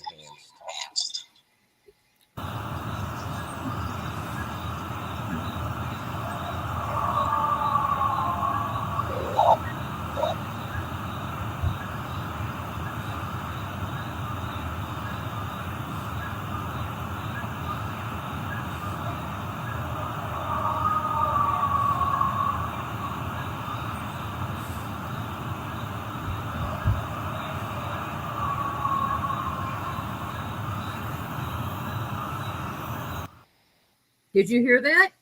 It might be canine or something I'm hearing, maybe. No. Well, There's something else in there too. I don't know. I mean, it just Weird. hear it. If we, and everybody should know that this is a Right, Stacy. this is an audio rip from Facebook Messenger, which is almost impossible to get the audio or video from. So I had to jump through a bunch of hoops to get that. If we had it emailed, and we'll work on that in the future, or somebody will. She's going to email it to other people. But if it was emailed, it would be a little bit cleaner, a little bit clearer. But just so everybody knows, we're just putting it out there so you guys can hear it and make up your own mind about it. Nobody's saying exactly what it is. I mean, I know it sounds impressive to me. Now, Mark, what were you going to say? There's some other things you got to consider in there. The time of morning, how close roads are to you. They didn't record any traffic going up. Anybody knows a gravel road makes noise at nighttime. You can hear a car coming 2 miles away. Yeah. When it's dead quiet, you can hear a car on a gravel road. So there's no recordings of any vehicles going up and down that main gravel road. The closest two roads, one's a mile, a little over a mile back. The next closest road is almost 3 miles the other way. So if anybody is in there where most of these vocals have come from, there's no road into that area. I told Roger that. I think I even said something to Superfly. There's no way somebody would be in there unless they walk in there. And they've got to walk in there a ways to get in there. So Patton, Joe's recording does not have a vehicle popping gravel nowhere in it, either before or after. 5:30 in the morning or what in that. Now, some people could say, well, somebody coming in to turkey hunt. That could be a possibility, but why would you scream when you want to call turkeys up? That's right. You want to make another animal sound, which would be a hoot owl or crow. Or I don't know of anybody that goes to the woods and screams for turkeys to gobble. I mean, I don't. I think a turkey's got enough sense to know what a human is. Those are hunted heavy down there. So likelihood of somebody screaming and hollering at 5:15 in the morning to me is very unlikely, but that's me. But Can y'all hear me? Yeah. Okay, look, I appreciate it, but I'm fixing to have to go here in a few minutes. All right, buddy. Look, I was going to say something to what Mark is saying. And this was something that I was told this morning. I mean, it's crazy he's saying that because that's one of the questions I've been asking a lot from what's going on here. Because you can walk out here and smoke or do anything at 10, 11 o'clock at night, and there's birds chirping out here like it's springtime. Crazy stuff. But anyway, look, we're talking about sounds and growls and all that stuff and what she recorded. Chris and Chuck told me this morning they can mimic anything, literally. They can mimic you. They can mimic your kids. They can make sounds that sounds like it's 3 hollers away, but it's actually going on 10 foot in the woods in front of you. Or they can make sounds and noises and language, especially language. The clicking, like everybody thinks that it's rocks, but it's not. I have a lot of that. The beating on trees that everybody thinks they do, that's wood knocks and stuff, that's really not wood knocks. They're not beating on trees. They can make sounds. And it's like I was told this morning, what you have to do is use your common sense and think, well, if you're standing outside in the dark at 4 o'clock in the morning and you hear sounds like a baby crying, 90% of the time it's not a baby crying out at 4 o'clock in the morning in your front yard. So they can mimic, literally. And what I was told was, if you lived out in the woods for 200 years, you could probably mimic the same stuff. Especially when you have to stay in hiding, you know what I mean? Yeah. When you have to evade people, when you have to evade a lot of stuff, then you can learn to adapt and do a lot of things. So that's to go along with what I think what Mark was saying was, like I was saying about that growl at that Hollins camp. It sounded like it was right in my face, but then it sounded like it was 100 miles away too. Y'all, I want to try something, if it's okay. Yeah. With the comment about the coyotes, this video started at 7:21. We had the booger house and all that, we think. This is the timestamp 7:31. I'm standing right beside Superfly, and this is coyotes. Y'all want to see if you can hear it over the phone here? Yeah. I thought Well, it sounded good on the I phone. have a you did, close too. up. I also haven't released this yet. on Anybody? my audio on that same night. I have some recording that I really didn't pay much attention to. That's very close of coyotes and stuff right there. So if that helps you too, Roger. Yeah, we'll see if we can hear it. Y'all let me know. Here we go. That is.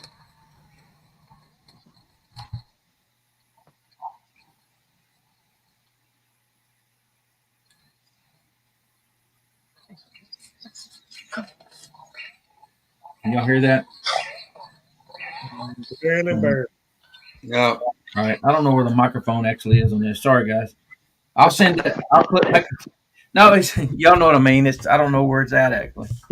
I'll get that and I'll send that to you. What I have as well, Okay. Roger.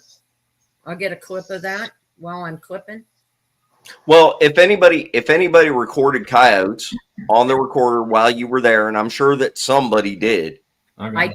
then that way it'll come from the same Yes. device, same area, and we can come back and show a direct comparison. So what we need to do is we need to do a show where we're saying, okay, these are what we think possible booger screams and vocalizations are. This is a recording of a coyote. This is a recording of a cougar. This is a recording of a fox, a bobcat. And you need to show it on the spectrograph so you can get a visual representation of what the vocalizations look like. And they can see what we're talking about, what we suspect some of this stuff is. And that might help clear it up for everybody. But anytime you play audio, number one is I have to say every time we do a show with audio, number one, the most important thing for everybody to keep in mind, no audio capture does it justice. It is not like when you hear it in person. No. No audio capture will do it justice. Number two, people are always going to say that could be something else. A vocal signature is a vocal signature. There are programs out there that analyze audio and say 99.9% chance that it is this critter or that critter from places like the National Audubon Society and everything. Just saying the audio is a pretty reliable source if you know how to handle it properly. And we'll have to do a comparison thing. But I'm telling you now, the audio that Roger captured, the audio that Pat and Joe captured, I don't think that's an indigenous animal. I don't think it's a person. As for what Superfly is talking about, there's a chance that boogers can mimic everything, anything, but I don't think that it would show up on a spectrograph as having the exact same vocal signature as everything else. It would be like me trying to impersonate, I could whistle a little bit, but there's no way I could duplicate the vocal signature of like a robin, Correct. But anyway, we'll get into that. That's a big can of worms to open and everything. Superfly. Hey, you're muted, man. Hold on, let me take you off there. Thank you for being on the show, buddy. Hey, for sharing. Yeah, man. Look, I appreciate it. Thank you. Thank you for sharing. Yeah. Yep. All right. Yeah. Look, I appreciate it, and I'll talk to y'all later. All right, take care. All Thank right. you. Y'all too, babe. Thanks. All right. All right. An experiment for people that are watching this, like the people that are at home, just go out in the woods or somewhere, not the city where everything's echoing. Go out and take your phone and record. If you hear birds, if you hear certain, and see what the difference is. Go back home and listen to it, and you'll see what we're talking about. As far as you may hear coyotes or whatever, and you think you've got a really good capture, and go home and you barely can hear it. But that's experiments you can do.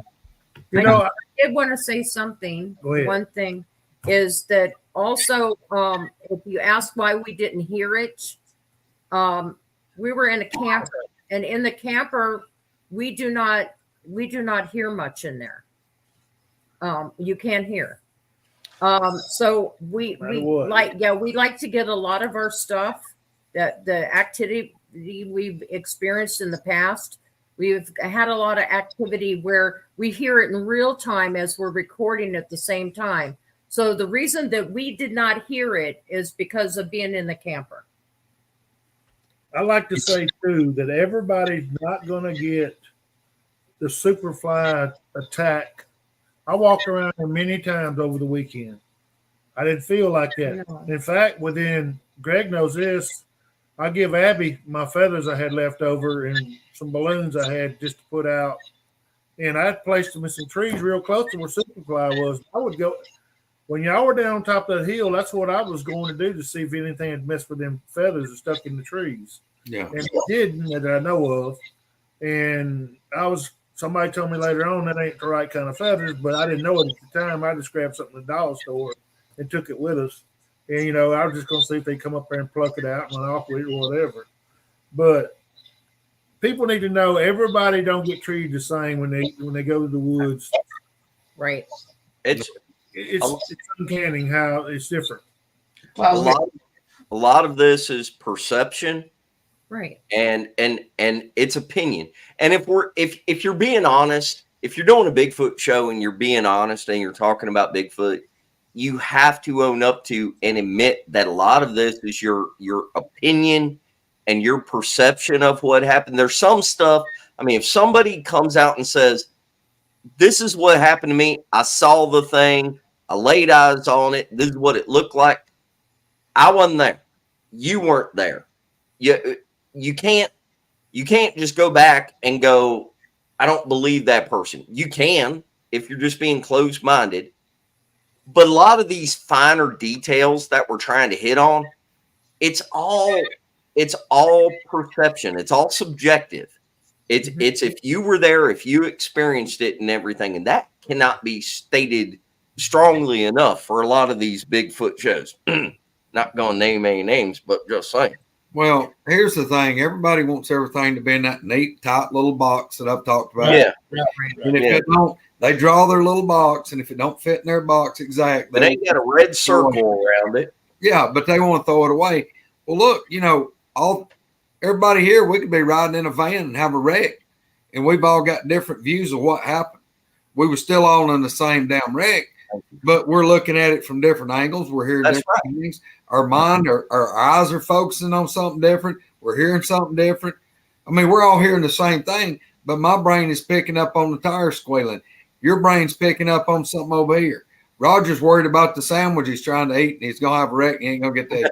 I mean, seriously, you can have a world of people going through the same thing, and it's what you're focused on at that traumatic event. It's what kind of locks in your brain. And you just got different ways that people look at stuff.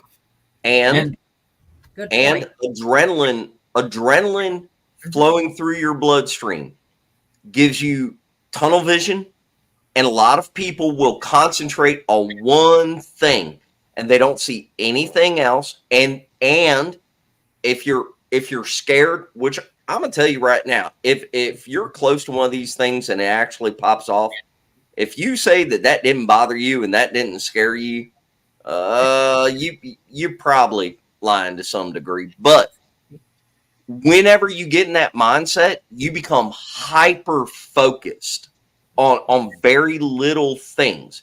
It's all kinds of chemicals and hormones and everything in your body. You become hyper focused on all kinds of things. And if Greg and I and Roger all had the exact same event, what I'm concentrating on, why does it what I'm focused on might be completely different than what Greg was focused on, and completely different than what Roger focused on. And it's going to take all of our views and opinion to kind of put it into detail. And that's what we were trying to do with having everybody on today, is trying to explain this situation. But either way, well, it's crazy. That what exactly what we're talking about can be proved time and time again by where you have video footage of a car accident. You may have four people that sit there and witnessed it. They've all got no reason to lie about it at all. They're just a witness. But you can watch the video and see it. The video doesn't lie. You see exactly what happens. That's right. Yet all four of these witnesses will have a different idea of the way their brain processed it. Odds are you're going to get a couple of stories that's going to be really close, but there's going to be some that may be Agree. pretty big difference.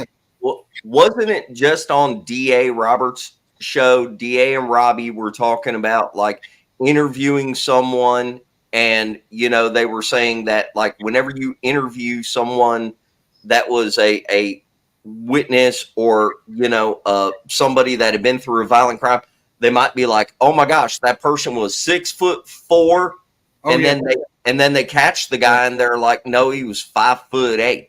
Mm-hmm. It's because of all these processes, and you have to start thinking about that kind of stuff when you're interpreting what somebody is saying on this Bigfoot stuff. It's up to you.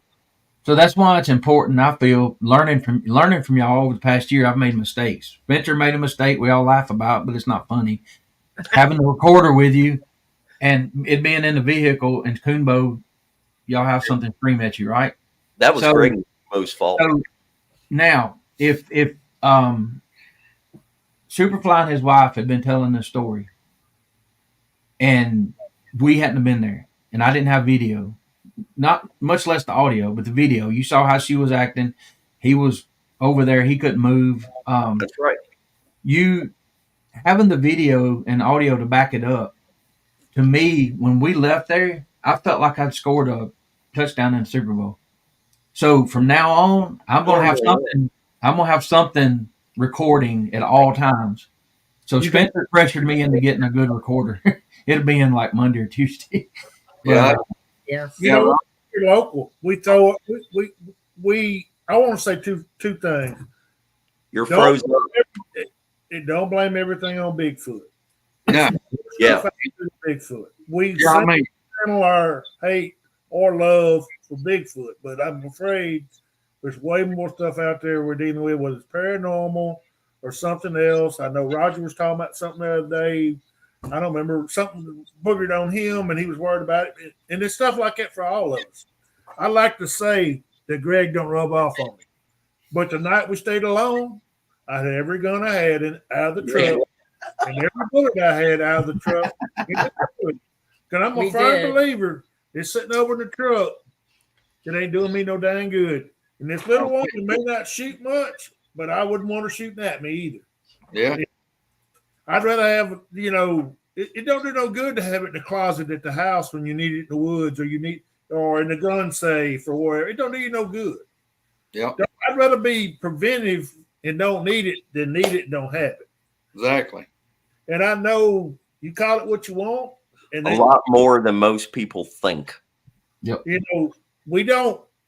We ain't had a bad experience with these things. Not I call bad, but it's always the first time. There ain't nobody's little pet. You don't know what's been there ahead of us. Pat wants to pet one, but that's beside the point. I know it.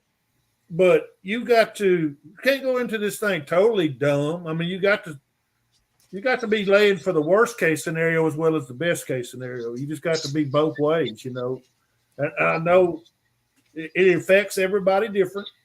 And I could tell, I told Coonbo, that night we was all on, I said, I don't want it to affect me, but guess what? It has. Oh, yeah. I ain't seen one, but it has affected me. And, I can't say that.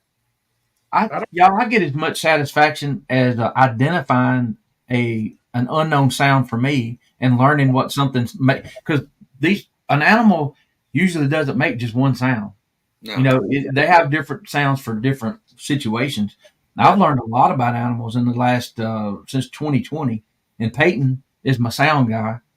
But I love hearing like, no, that's not this thing. Yes, they're only during mating season or whatever. Y'all know the deer make different noises for different purposes, and but when you get that one, the reason I thought I recognized the very first second that thing went off is because of the sounds Peyton and I caught last year, and Mark Newbill went over it. They were further away, but they were similar in sound. I think they're a little different, but this thing was just so loud. It was instant. You lean back in your chair. We were all watching you when you did it. What? That sound, you lean back in your chair. Did you even know that? What are you talking about? When that sound went off, you leaned back in your chair. Oh, yeah. I mean, like it stunned you in a I way. didn't know. No, that was you talking about the one that y'all caught that I recognized. Right. When Spencer first Yeah. played it was like that brought back some kind of memory and it stunned It you does. It for a does. second. The only thing that's different than that one is that I would say whatever screamed at the place we were at was younger than what that sounded like a more mature whatever. But this other one was younger and it lasted a little longer, but not much longer. And I can't wait to show it to Peyton and Heather also, because I've tried and tried. We didn't have a recorder, and Heather said on the way home, Greg was talking. He called. We talked to each other for 2 hours probably on the way home, and but Heather said just before we had that recording, she's, I wish we'd had a recorder that night because it would have blown people away. But Well, we're I understand. think about this. Like the my encounter that Spencer loves the most, the motorcycle screaming. Think about this. That thing would, when it would do the bellow roar scream howl. Now, what you heard the other day, you said y'all heard it well. But now I want you to think about something. The duration on that one when it was screaming over here. Yeah. It was like it wasn't going to stop. It just kept going and going and going and going and going and going. And look, Jethro would have run out of fingers and toes counting for it to quit. And Roger, think about this. It was so loud that it would hit a point of vision. It was like my eyeballs was vibrating. That's the volume of what I was hearing. And that's what I tell people. They're like, well, man, I'm not scared to go back in the woods with them and they don't bother me. Well, they've bothered me a lot, and they weren't really nice to me for many years. So I don't trust them. And I can tell you what, you don't catch me in the woods toting a little oil lantern and a pointy stick. No, hell no. Well, y'all, if y'all remember my original when I was 14, and then in 15, when I said I've heard that howl a half a dozen times, those are the ones that I felt from 500 or 600 yards away. So you being that close, if you're that close to it, I'm not even gonna say I can't imagine, because usually when I say that, something happens to show me, and I really don't want to be that close to them. Well, like I said, Roger, that one I had to be. It was no further than 100 feet. 100 feet, and it was like standing, like if you were fixing to get run over by a freight train. And you're 20 foot in front of the horn on a freight train. That's the top volume we're talking about.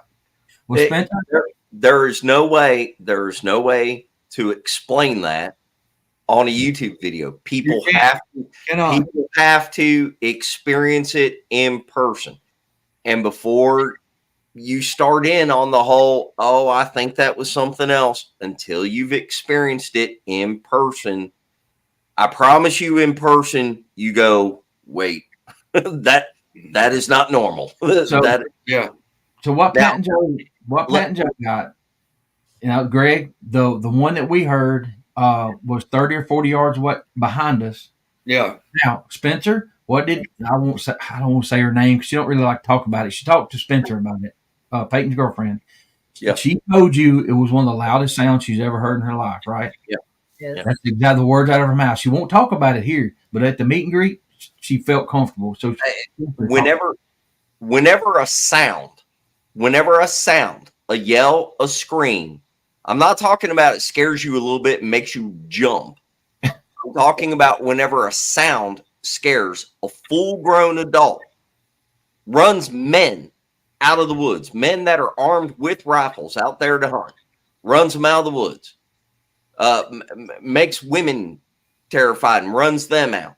Whenever a sound is that loud, that strong, that forceful, where you actually have a feeling from the sound, it didn't just jump scare you.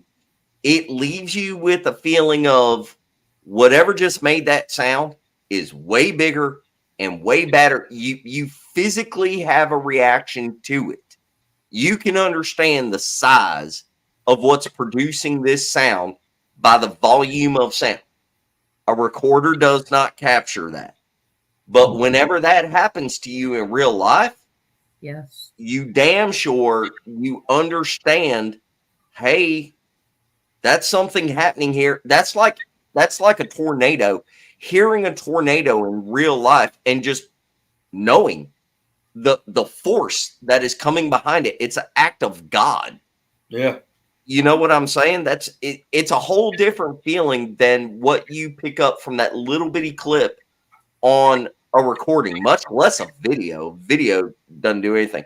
Now, Let me, hold on. Mark, I know you got to work tonight. I do want you to wrap up like how you thought the meet and greet went overall and everything. Did everybody have a good time? Mm-hmm. Was there any highlights you wanted to talk about or anything? Oh yeah, I think everybody had a very good time. I really enjoyed it. Rebecca did. I think everybody that came did. I mean, I hate Superfly left sick, but Yeah. that's kind of understandable if that's what was happening, taking place. But I think everybody, I'm glad Roger got to hear what he did. I'm glad Pat and them caught some of the stuff they caught. And there's probably some more stuff we don't know about yet that might be popping up, but we'll see. The place is just a very active place. It's up and down. But I think we had the food, the way everybody, the fellowship. Yep.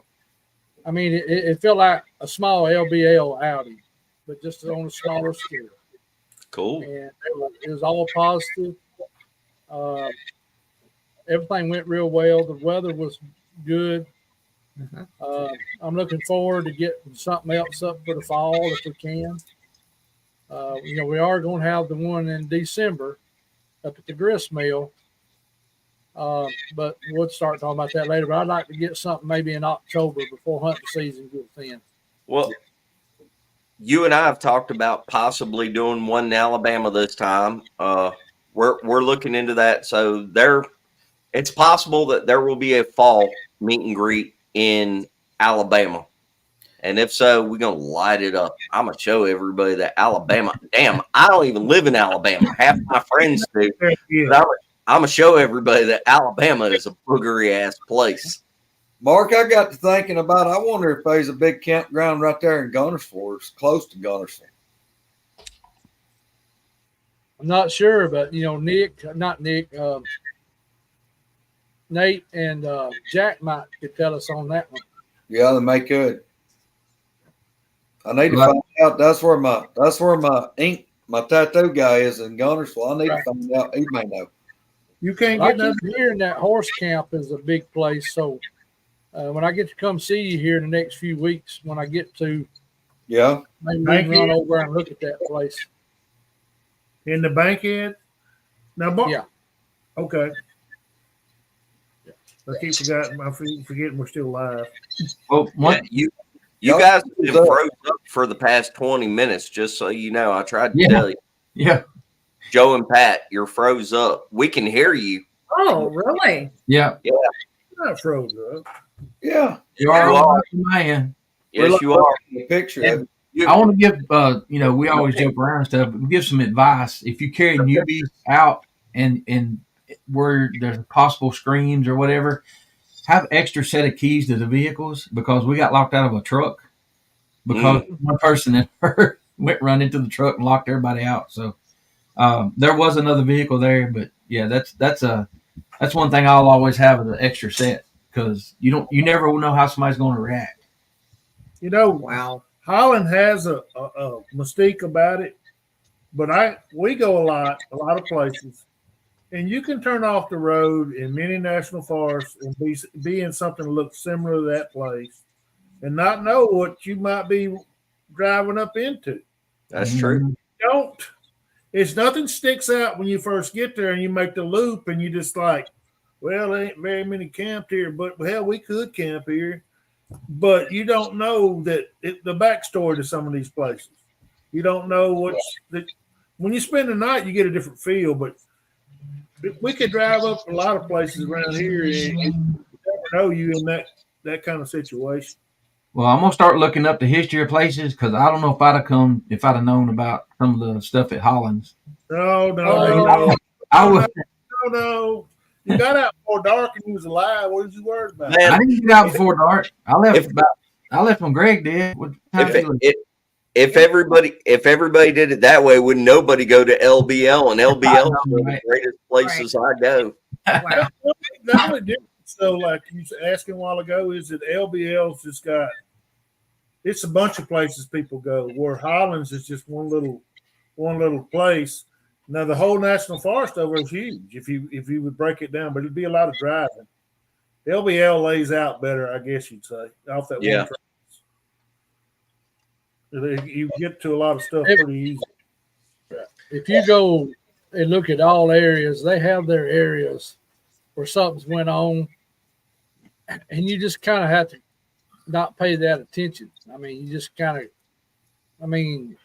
everything we've heard about LBL, but I've went to it, not saying it ain't there. I mean, I'm pretty sure there's some stuff in that joint. I mean, it puts off a vibe. And I've been to other places, Daniel Boone or Tyler, or Bankhead. All these places have their stuff, and yes, ma'am. All right, y'all have to get off here. Yeah, we're done. Thank you, Mark. Thank all of y'all. Thank you for everything.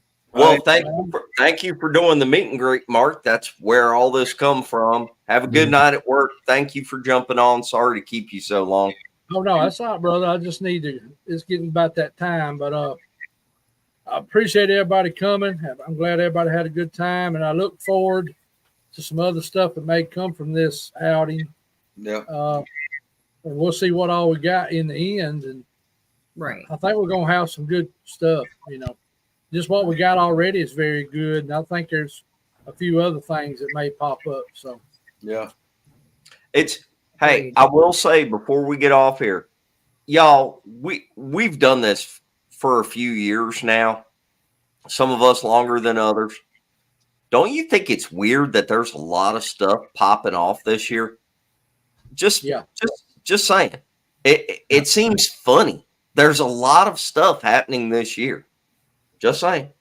You're right. And I encourage everybody that's in chat to get.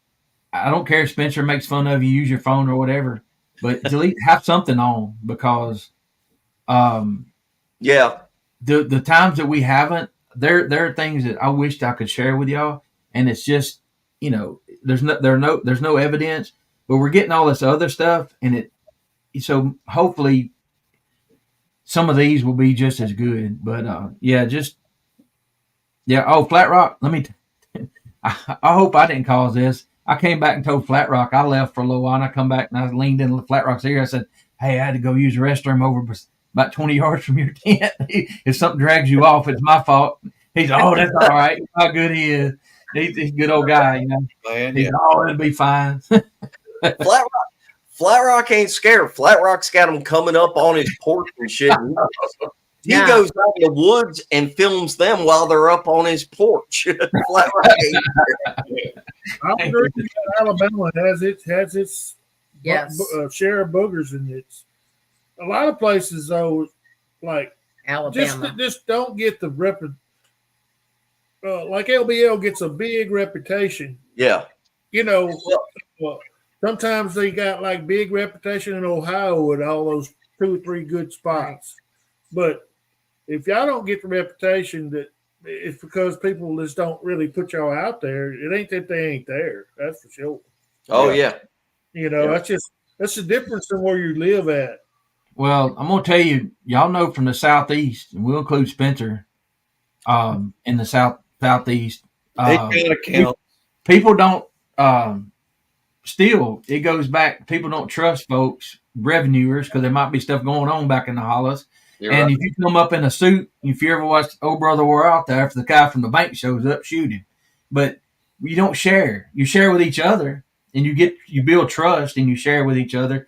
But people come snooping around, you ain't gonna get their information, especially being a jerk on in somebody's chat or whatever. Yep. Ain't nobody gonna talk to you about it. And there are people that'll sit there and smile that basically live with these things. So yeah, it's the locals don't tell you nothing most of the time, Roger. I, The locals don't tell you nothing. no, they ain't going to. They don't want you snooping around and making them mad and then leaving them with them. why do you think Greg doesn't let anybody do anything over there at his place? He's the one that's got to deal with it after we leave. I feel like if I did a call off his back porch, I'd get one of those frying pans upside my head before. You go into the Monster Mart in South Arkansas, they'll roll their eyes at you. If you think these things are real, lady, she'll roll her eyes at you before she says. They ain't gonna talk to you. And she's probably the one that's got them in her backyard. All right. All right. Y'all, we're getting off here. Thank you, Mark. Thank you for everybody that was in chat. Thank you for the moderators. I know Gary was in there anyway. Yeah. Diane, feel better. Check out all the channels that we talk about all the time with everybody else. And y'all, I thought it came across as a good show. Oh, See you next- See you next time. Everybody, clean it up. Everybody take care. Bye. See you.